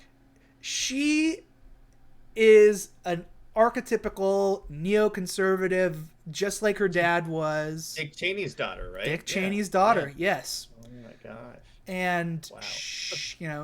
she's like a Bush era conservative, and Right. she's literally getting accosted from 5 different alt-right candidates right now in the Mm-hmm. state, which makes me think, please let a Democrat, please, even they're conservative, please let it be a Democrat, please, because that's going to be a little bit more Yeah. push. Like, Right. and the Democrat for the last election was I voted for her. She was a Native American woman from a Oh, that's reservation, awesome. and Okay. Yeah. I threw my vote behind that. Yeah. I vote for harm reduction at the end of the day because in Yeah. America, Yeah. that's the whole concept. We don't vote for who's the best candidate. We vote for who's the least shitty candidate The because least bad. because Yeah. we don't have ranked choice voting like they do in like Ranked choice is the dream, right? yeah, Yeah. I just like democracy and giving people rights and not fucking committing genocides and just saying, hey, the planet shouldn't die because then we're gonna fucking die. Yeah. Is that too much to ask? Come I on, mean, people. yeah, it's like, can we have basic amenities now again? Can we go back to that? Yeah, but I'm optimistic because I think things are changing, and Yeah. the way it swing, I really feel like America has an overwhelming influence on the world. And Mm-hmm. anyone who's like, oh, really? You think that's true, Nick? You think that's true that America? It's like, no shit, right? It's like, yeah, Yeah. yeah, yeah, yeah, yeah. But I think since we're swinging more towards a more stable left, I think that's going to push more towards like a democratic thing as well. I think you're right in saying Mm, it's the last dying breath of this old guard of, let's be honest, boomers are, I mean, societally, I mean, all of us are racist, but overt, horrifying, committing acts of violence racism yeah. is that generation's MO. Yeah.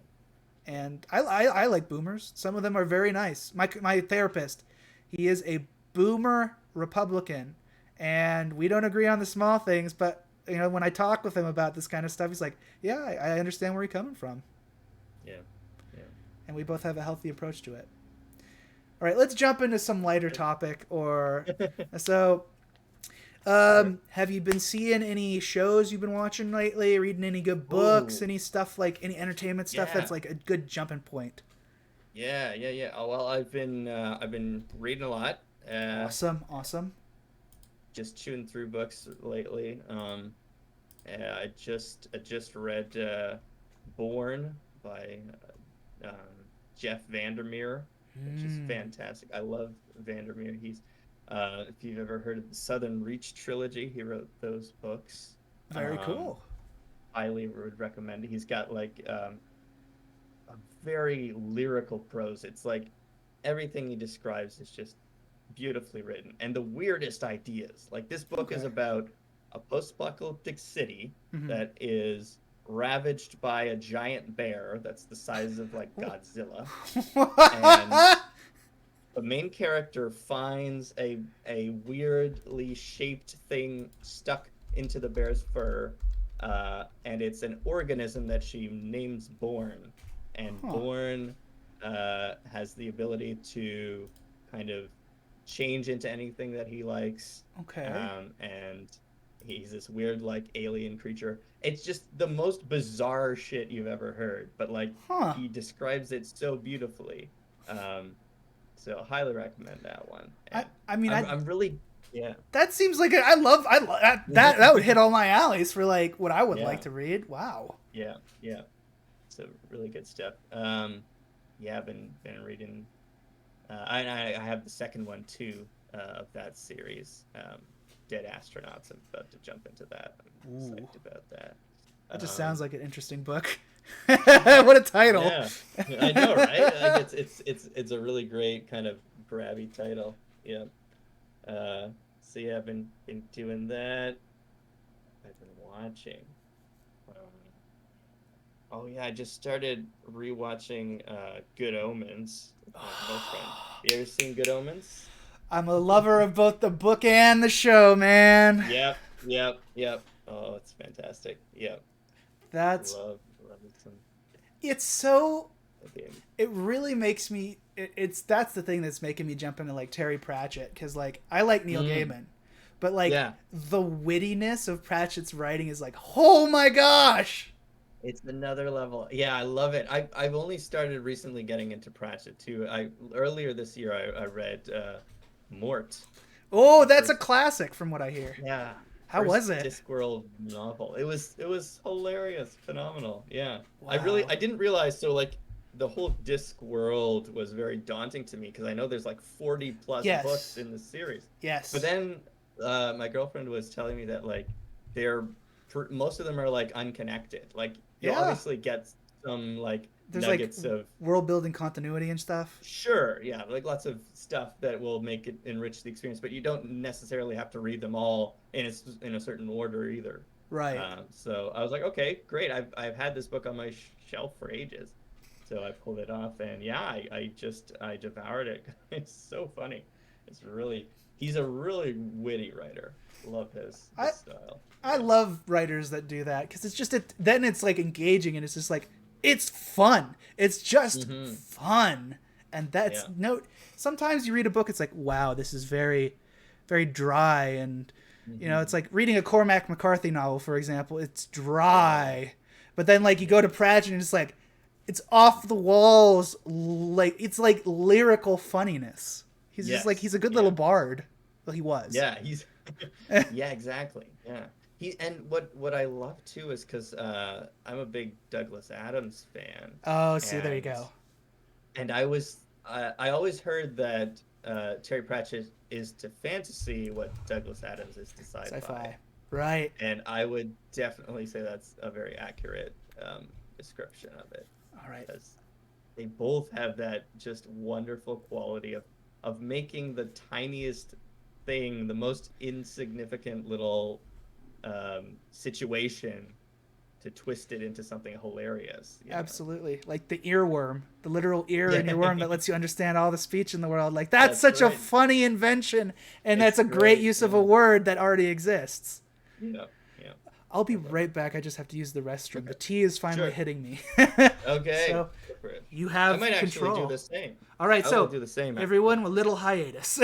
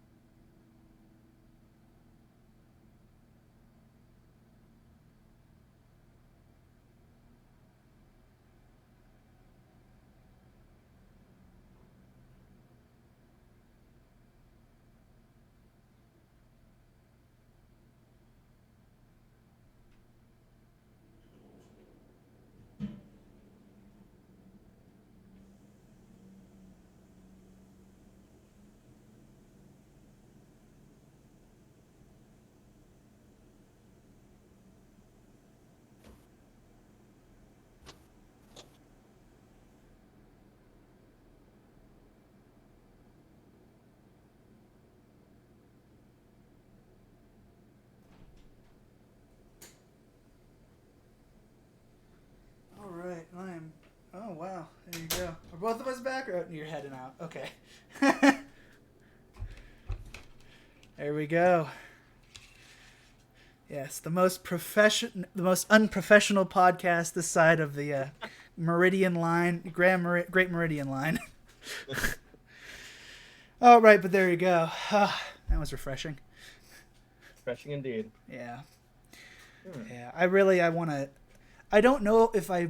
you know what? I really need to just jump into Pratchett.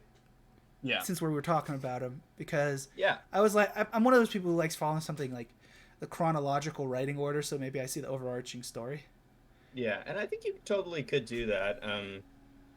But I think you don't have to be like shackled to it. It's nice that you can kind of jump in and out if you want.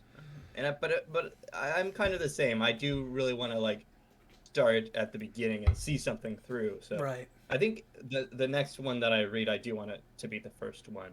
Mm-hmm. Now that I've gotten hooked on it, it's like, now I'm like, okay, all right, I can go back and start at the beginning now. For sure. Like Mort, I definitely want to read. But I also want to read like Guards, because I hear Guards is hilarious. Okay, I haven't heard that. So Guards is like, imagine a fantasy noir story. Oh, that's fantastic. Oh, yes. Yeah, I would. But with Pratchett's writing. So it's like, I think you should read it definitely as like maybe one of the next ones you read. Because like, that fits the bill, especially since you're talking like you're writing a noir story. You might like, here's a comedic noir story. Yeah, but except instead of tough guy is she, I'm a gumshoe. Yep. You know, you're dealing with, we have to stop the dragon from, breaking these people out of prison because then they're going to release a mana bomb. That's phenomenal. And they're planning on releasing a series, I think, on Prime or something with Guards. For real? Yeah. They're really delving in. I would definitely watch that. Yeah. Yeah, I'm excited to watch it. But I want to read the book first, obviously. Well, you know what? I used to be a purist about that, and then I had some very wonderful experiences where I watched a movie or saw a show first, right, and then got into the source material afterward. And I ended up enjoying them both so much more because I was like, anything that was different in the source material, it was not a subtraction; it was an addition. When you read a book beforehand and then you see the movie and it's like, oh, they took out this part or they right. Like it's like, oh, it hurts me. But then if you see something first and you enjoy it and you like it and then you go back to the source material, then it's like, oh, this is all different. Oh, there's so much more here than I thought. Oh, it's all of this addition. So absolutely, it ended up being a more positive experience overall. So I think there is some merit to that, but I definitely do try to read things first if I can. If you have time, right? Yeah. Yeah, I wonder, like, so that's a perfect example of something where it's like, I wonder if I would have enjoyed the Game of Thrones show more if I hadn't have read the books beforehand. Sure. I mean, I did not read the books when I saw the first season. Oh, well, there you go. I saw, like, I literally saw a trailer for this, and I saw Sean Bean, and I was like, oh, they really typecast this guy as the broody fantasy dude, didn't they? Yeah. Well, whatever, I'll check this out. And then I watched it, and I was like, this is amazing, I loved it. For sure. And then, of course, after the first season, I went and devoured all 5 books that were out at the time. There you go. And went back to it. But yeah, I had a great experience with that first season, Yeah, it's... They say that is like one of, if not the most accurate adaptations that has ever been put to television from a book. Like, that's it's true. Yeah, with the added benefit of being able to have even more scenes than just the books had, which is like, I do agree. I think Game of Thrones season 1, top notch. Yeah, top notch for sure. First 3 seasons, amazing. 4th season, great, and then it kind of got a little shaky, and then obviously there was a decline. But like, I wholeheartedly agree. Yeah, just waiting for that dream. Where's my wins and winner? Damn it, George! George, stop going on tours. Get into your cabin and start writing. Damn it. Isn't he making like other shows and stuff Yeah. now? I'm pretty Yes, sure he's given up. Yes, he is. He's just like, um, he has. I don't know. I'm hopeful he will finish it. I'm hopeful, and I'm not one of those guys who's like, get on the fucking job, man. He has so many things on his plate. He manages. He's like the wild cards editor for that universe. He still writes independent stories. He has his movie theater. That guy has a lot of shit on his plate. He's working with. He Like, does. let him get to it in his own time. A good day for him is 5 pages. So, yeah, you gotta let him do his thing. Yeah. Yeah, well, that's great, man. I'm like, Hmm. I really need to get back into like novels and stuff because I've been reading a lot of like heavy stuff recently, and Yeah. while I love it, I'm so stimulated by it. Yeah. At the Yeah. same time, it's nice to have some just entertainment. Yeah. So I'm really Absolutely. happy that like you telling me about this stuff, and because I've been looking it up on like on Google as we're having this conversation. Yeah. It's like, oh, Yeah. that looks good. Oh, that looks good too. Yeah, yeah. I like, yeah, what I've been doing with books, I've been kind of balancing it like I'll read a heavy book and then I'll read a just pure entertainment book. And Mm-hmm. then I'll read another heavy book and then a more pure entertainment. So I like that kind of balance. Although lately I've just kind of I've been veering quite a lot into the pure entertainment in the last few books. I gotta say, there's nothing wrong with that. Again, given Yeah, the situation we're in, that entertainment yeah. is saving your life. Absolutely. Yeah. Oh, another one I read recently, which was just pure entertainment on such a great level, was Yeah. the Quantum Thief. The Oh my Quantum God, Thief. it's amazing by Hannu Rajaniemi, I believe. He's a Finnish guy. This guy's insane. He's like a polyglot, multilingual Finnish physics physicist Huh. basically, who just decided like one day like I'm gonna write novels, Oh and it's like shit. this insane like caper adventure story across like a post singularity um solar system, like, and it's just absolutely batshit insane, and half the time I had no idea what was going on, but I was loving every minute of it. Dude, I mean, like, I'm looking at the little plot summary here, and it's like, Yeah, oh, yeah. like, it's like colonized solar system, a hero that's Mm. based on Lupin, Yeah, Arsène Lupin. yeah, yeah, And it was yeah, like, yeah, that's great. I've been yeah. reading Lupin stories, and I'm like, wow. Okay, yeah. That'd be even, because I know of Lupin, but I've never read any of it. But if you have that background, it would probably enrich it so much more. Yeah. Probably. I mean, like, that's not to say that I've been doing. I mean, I've also been watching the Netflix show. Like the reinvention of it, and Yeah, I saw a few episodes of that. Yeah, yeah. yeah, it's surprised. Like, and I'm watching it in French. As someone who watched anime for years, I'm good at the Right. reading the subtitles and watching it as it goes. Absorb it. I've Yeah, trained myself, so it's yeah, like it's fun to watch it in its native language. yeah, yeah. And I love I love watching something in a native language with subtitles. I think it's a fantastic way yeah, to do it, to get exposure to another culture and language. Yeah. that's another thing that I think. We were talking about like experiencing and like growing through the Mm, exposure to different cultures. It's like the mm, fact that so many kids these days are watching, and I'm gonna use anime as the primer for this. Like, it's so mm. popular at this point, and so many Yeah. people watch it in Japanese that it's Right. training people to be able to watch like, oh, a new art film out of uh, I couldn't tell you what country. It was like some obscure country, right? And it's in their Yeah. language. It's like they just put it in subtitles like, oh, I'll go see that. I heard it's really good. And Yeah. like, Yeah. that'll cause a massive growth in like the international movie scene, in my opinion. Absolutely. And I mean, like, stuff like what Netflix has been doing. Like, they've Yeah. been putting out so much international content, which is super awesome because then you get like such a wealth of different languages and cultures to experience. It's great. Like, there's so many great like German shows and like Mm-hmm. French shows and Brazilian shows. Like, you can travel the world on Netflix basically. It's great. Yeah. Absolutely. And like, that's not something even like 20 years ago we could say we had, even No, 10. So no. it's like wonderful. Yeah, Just you would have to wonderful. go to like the local like art house cinema if Yes. you wanted to see anything like that. Yeah. Yes. which I'm a proponent of. I love art house For sure. cinema. Like I really want to, let's see, what movie do I want to see? Of course there's like the action-packed movies and like the popular Hollywood movies, but like I really want to watch that movie with Nicolas Cage, where it's like, where's my pig? Yeah. Saw a trailer for that. Yeah, that And I was looks like, amazing. it looks good. And I was like, Yeah. I'm eager to see a grizzled old farmer Nicolas Cage looking for a pig. It's like, he's my truffle pig. I need my pig. Where's my pig? and I'm friends with some people who just love cinema. You know, Yeah. one of my buddies, who's basically one of my best friends. I've known him for years, right? He's actually doing some art film stuff up in like Oregon right now. Oh, cool. And I think he's back in August. He wants to record an episode of the podcast, just chat.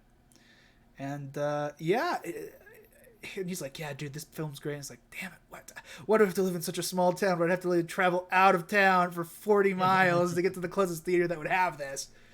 Yeah, yeah. Well, small town life. Not even that small. Yep. Okay, so guess how large the population is in the city or town I'm living in. Oh, I'm gonna say 10,000. Luckily, it's a bit bigger than that. Okay, But right. I have okay. I'll tell you a funny story after that. It's about a little under 60,000. Okay. So yeah. it's decent size. a decent size. I have access to a lot of things, but not like I would if I was living in where we were living, you know, or I was living in Japan. But I literally took a trip to a national historic landmark, right? And the town where it was located had a population of 120 people. Whoa. And wow.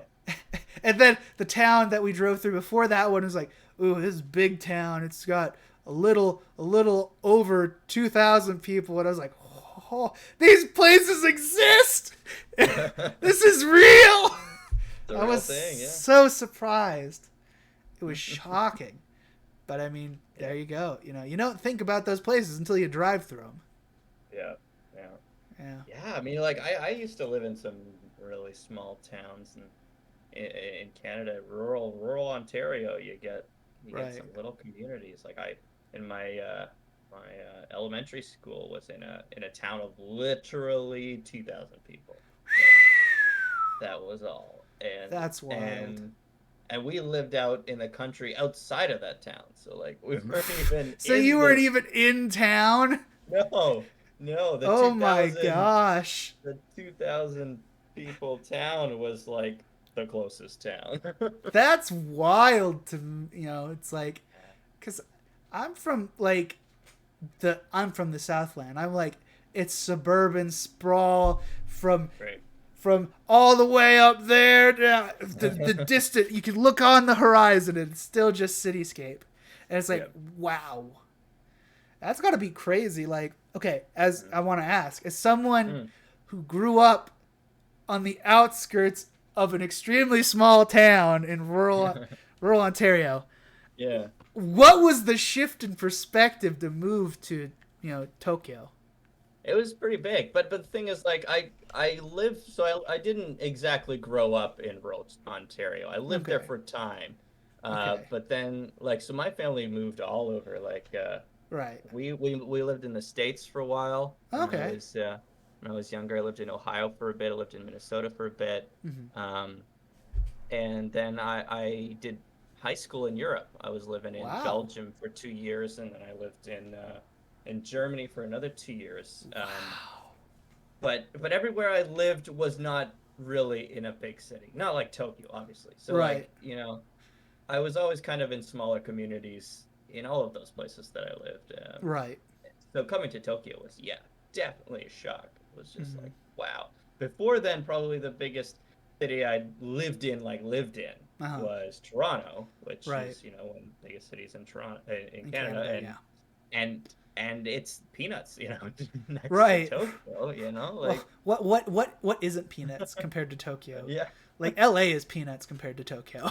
And LA is a horrifically large cityscape. Like, that's an urban sprawl. Yeah. I mean, Yeah. at least we have the space to have the sprawl. Like Tokyo, it's just like, yeah, here's your little tiny box. Yeah. You have an air conditioner in your sleeping room slash living Yep. room slash Yeah. dining room. I call it my person compartment. That's such a good point. That's perfect. That's a perfect description.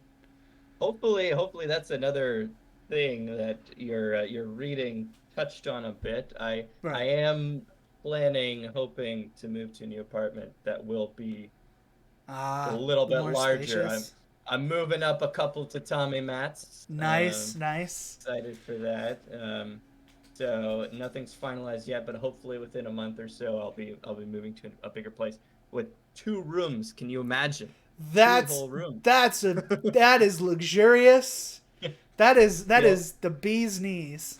Yeah, it's just I don't know what I'm gonna do with all that space. No, I do, and I know what I'm gonna do with all that right, space. I'm gonna have right. more room for VR. That's what I'm gonna There you go. have. You're gonna purchase one of those like the stands where it's like you can walk on it. It's just like, yeah, I have full range of Yeah, motion, man. omnidirectional treadmill. Yeah, Yeah, that would be dude. great.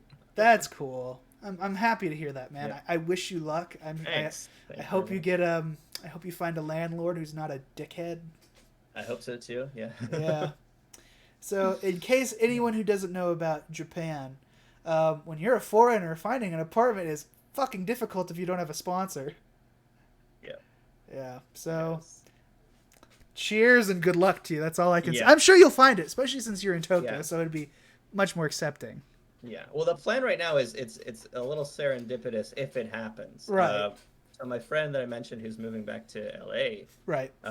has a sweet apartment, Okay. and I was like, "You're leaving. I'm looking for a place. Could we talk to the management company and be like, I got a friend who's ready to move in, Yeah. whenever." Take over the lease or whatever. Yeah. So that's currently the plan. We're gonna try to sort it out tomorrow, actually. See if Oh, wow. and I mean, obviously it's no done deal. Like they may Right. be like, yeah, it's fine. We're good. We'll find someone. Uh, Right. but hopefully, I'll have her to vouch for me, and I got Japanese friends who can handle the Yeah. particulars and the communication mostly. Yeah. I get that. Yeah. I get that. So It is a struggle. It is a struggle. it is, but it's looking positive. It looks like I might be able to snag that place, and if so, that'd be great. I've been to that place many times. I love it. It's a great location. Yeah. It's in Meidai. It's like 10 minutes from Shinjuku. Oh, So snap! So that's like a really best. that's an on point place. It is, What yeah. neighborhood is it in? It's a Meidai Mai, so it's Okay. to the west, Okay. kind of, yeah, west-ish of Westish of like Shinjuku, Shinjuku. on the Okay. Oda Q line, yeah. Oh, okay. And That's I think the KO line as well. Yeah, yeah. oh, well, those are both great. So that's Yeah, awesome. yeah, yeah. I'm, Yeah. I'm excited because right now I'm kind of living in, I it's Tokyo, but it's you yeah, recall, I you're know like, where it. I remember yeah, walking a yeah, long haul from the station. Trust me. yeah. It's just kind of like I guess it's kind of like suburbia. It's kind of like Yeah. Japanese suburbia, I Which is, guess. if no, unless you go to Japan, you don't know what Japanese suburbia looks like until you're like, Yeah, oh, you're gonna watch a TV program on Japan, and if it's not set in the city, it's gonna be there. yeah, yeah, Yeah. exactly. Well, I wish you luck on that, man. Again, Thank it's you. like I'm hopeful. I'm positive you'll get it. Yeah, I'm sure you have a vouch. You have a voucher in the form of your friend. thank you. Yeah. Thank you. All right. Oh. So I gotta ask: once everyone's vaccinated in Japan, are you excited for like Yeah. festivals and stuff to come back? Oh man, yeah, I'm so excited for the Matsuri. I really wanna go back and experience that. Yeah. And my girlfriend is even more, psyched about that, Right. than I am. She's, it's her favorite part of summer. She's just been really sad the last like year and a half that there hasn't been much to go to. So. It's the silver lining of Japanese summer that, well, at least you can eat a bunch of food, get drunk, and hang out at a shrine with people and dress up fun. Yeah. And it's exactly. no, everything's canceled. It's like, no, all I can do to survive is eat Kombini ice cream and cram in my apartment and try not to sweat to death. Exactly. Yeah. Yeah. So we really need that. We need the comeback of the Matsuris. Yeah, absolutely. Well, I mean, there you go. I think the fun thing for you is like, since you're in Tokyo, I was so looking forward to going to the big three Matsuris, like in the ones in Asakusa, everywhere, right? And it's like, nope. It's like, damn you, COVID! Oh, what terrible timing. Yeah, it was really a bummer because like I came right at the tail end of summer that first, when I started, and it was like, okay, I can wait. I'm good. This thing's like, no. Oh, that's a bummer, man. Yeah, well, hey, people will survive, and it will be there. I hope it'll be there. Here's hoping that show they made on Netflix about Japan sinking into the ocean doesn't happen in real life. Yeah. Oh man. Oh shoot. Oh yeah, there you go. Anything else you want to talk about? Because I know probably for you it's got to be like 12 o'clock now. Yep. Yeah, we're coming up on midnight. Past midnight actually. There you go. Yeah, I think I better hit the hay soon. For sure. This has been a blast. Thanks for having me on. Absolutely. Thank you for coming on. I appreciate it. If you have any recommendations for people who might be interested in chatting, just to maybe saying some stuff they want to talk about with like just on the air, feel free to send them my way. And sure. Keep enjoying that thing. And autumn is around the corner, and then it'll be bearable again to go outside. Can't wait. All right. For normal temperatures. So let's do our final plug thing. Anything you want to plug again before we head out? Nope, we've got nothing left to plug. I think just my WordPress, my Instagram. All right, very nice. I'm just all right, and I'll plug that stuff in with the YouTube stuff and the podcast, so that'll get traction there. All right, so thank you very much again for coming on, Hava. I really appreciate it. Thank you for having me. Yeah. This is your Wagonmeister Nick signing off on the Guy in a Basement podcast. We had a great time, and be sure to give my friend some follows. Look at his writings, look at his Instagram, and if you like me, be sure to like, share, and subscribe on YouTube. Be sure to give me a follow on Twitch and come to future streams. And lastly, follow the podcast on the podcast mediums. We are on 6 platforms across the board through the use of Anchor. And with that, we will see you in the next stream, next video, next podcast, and have a good day.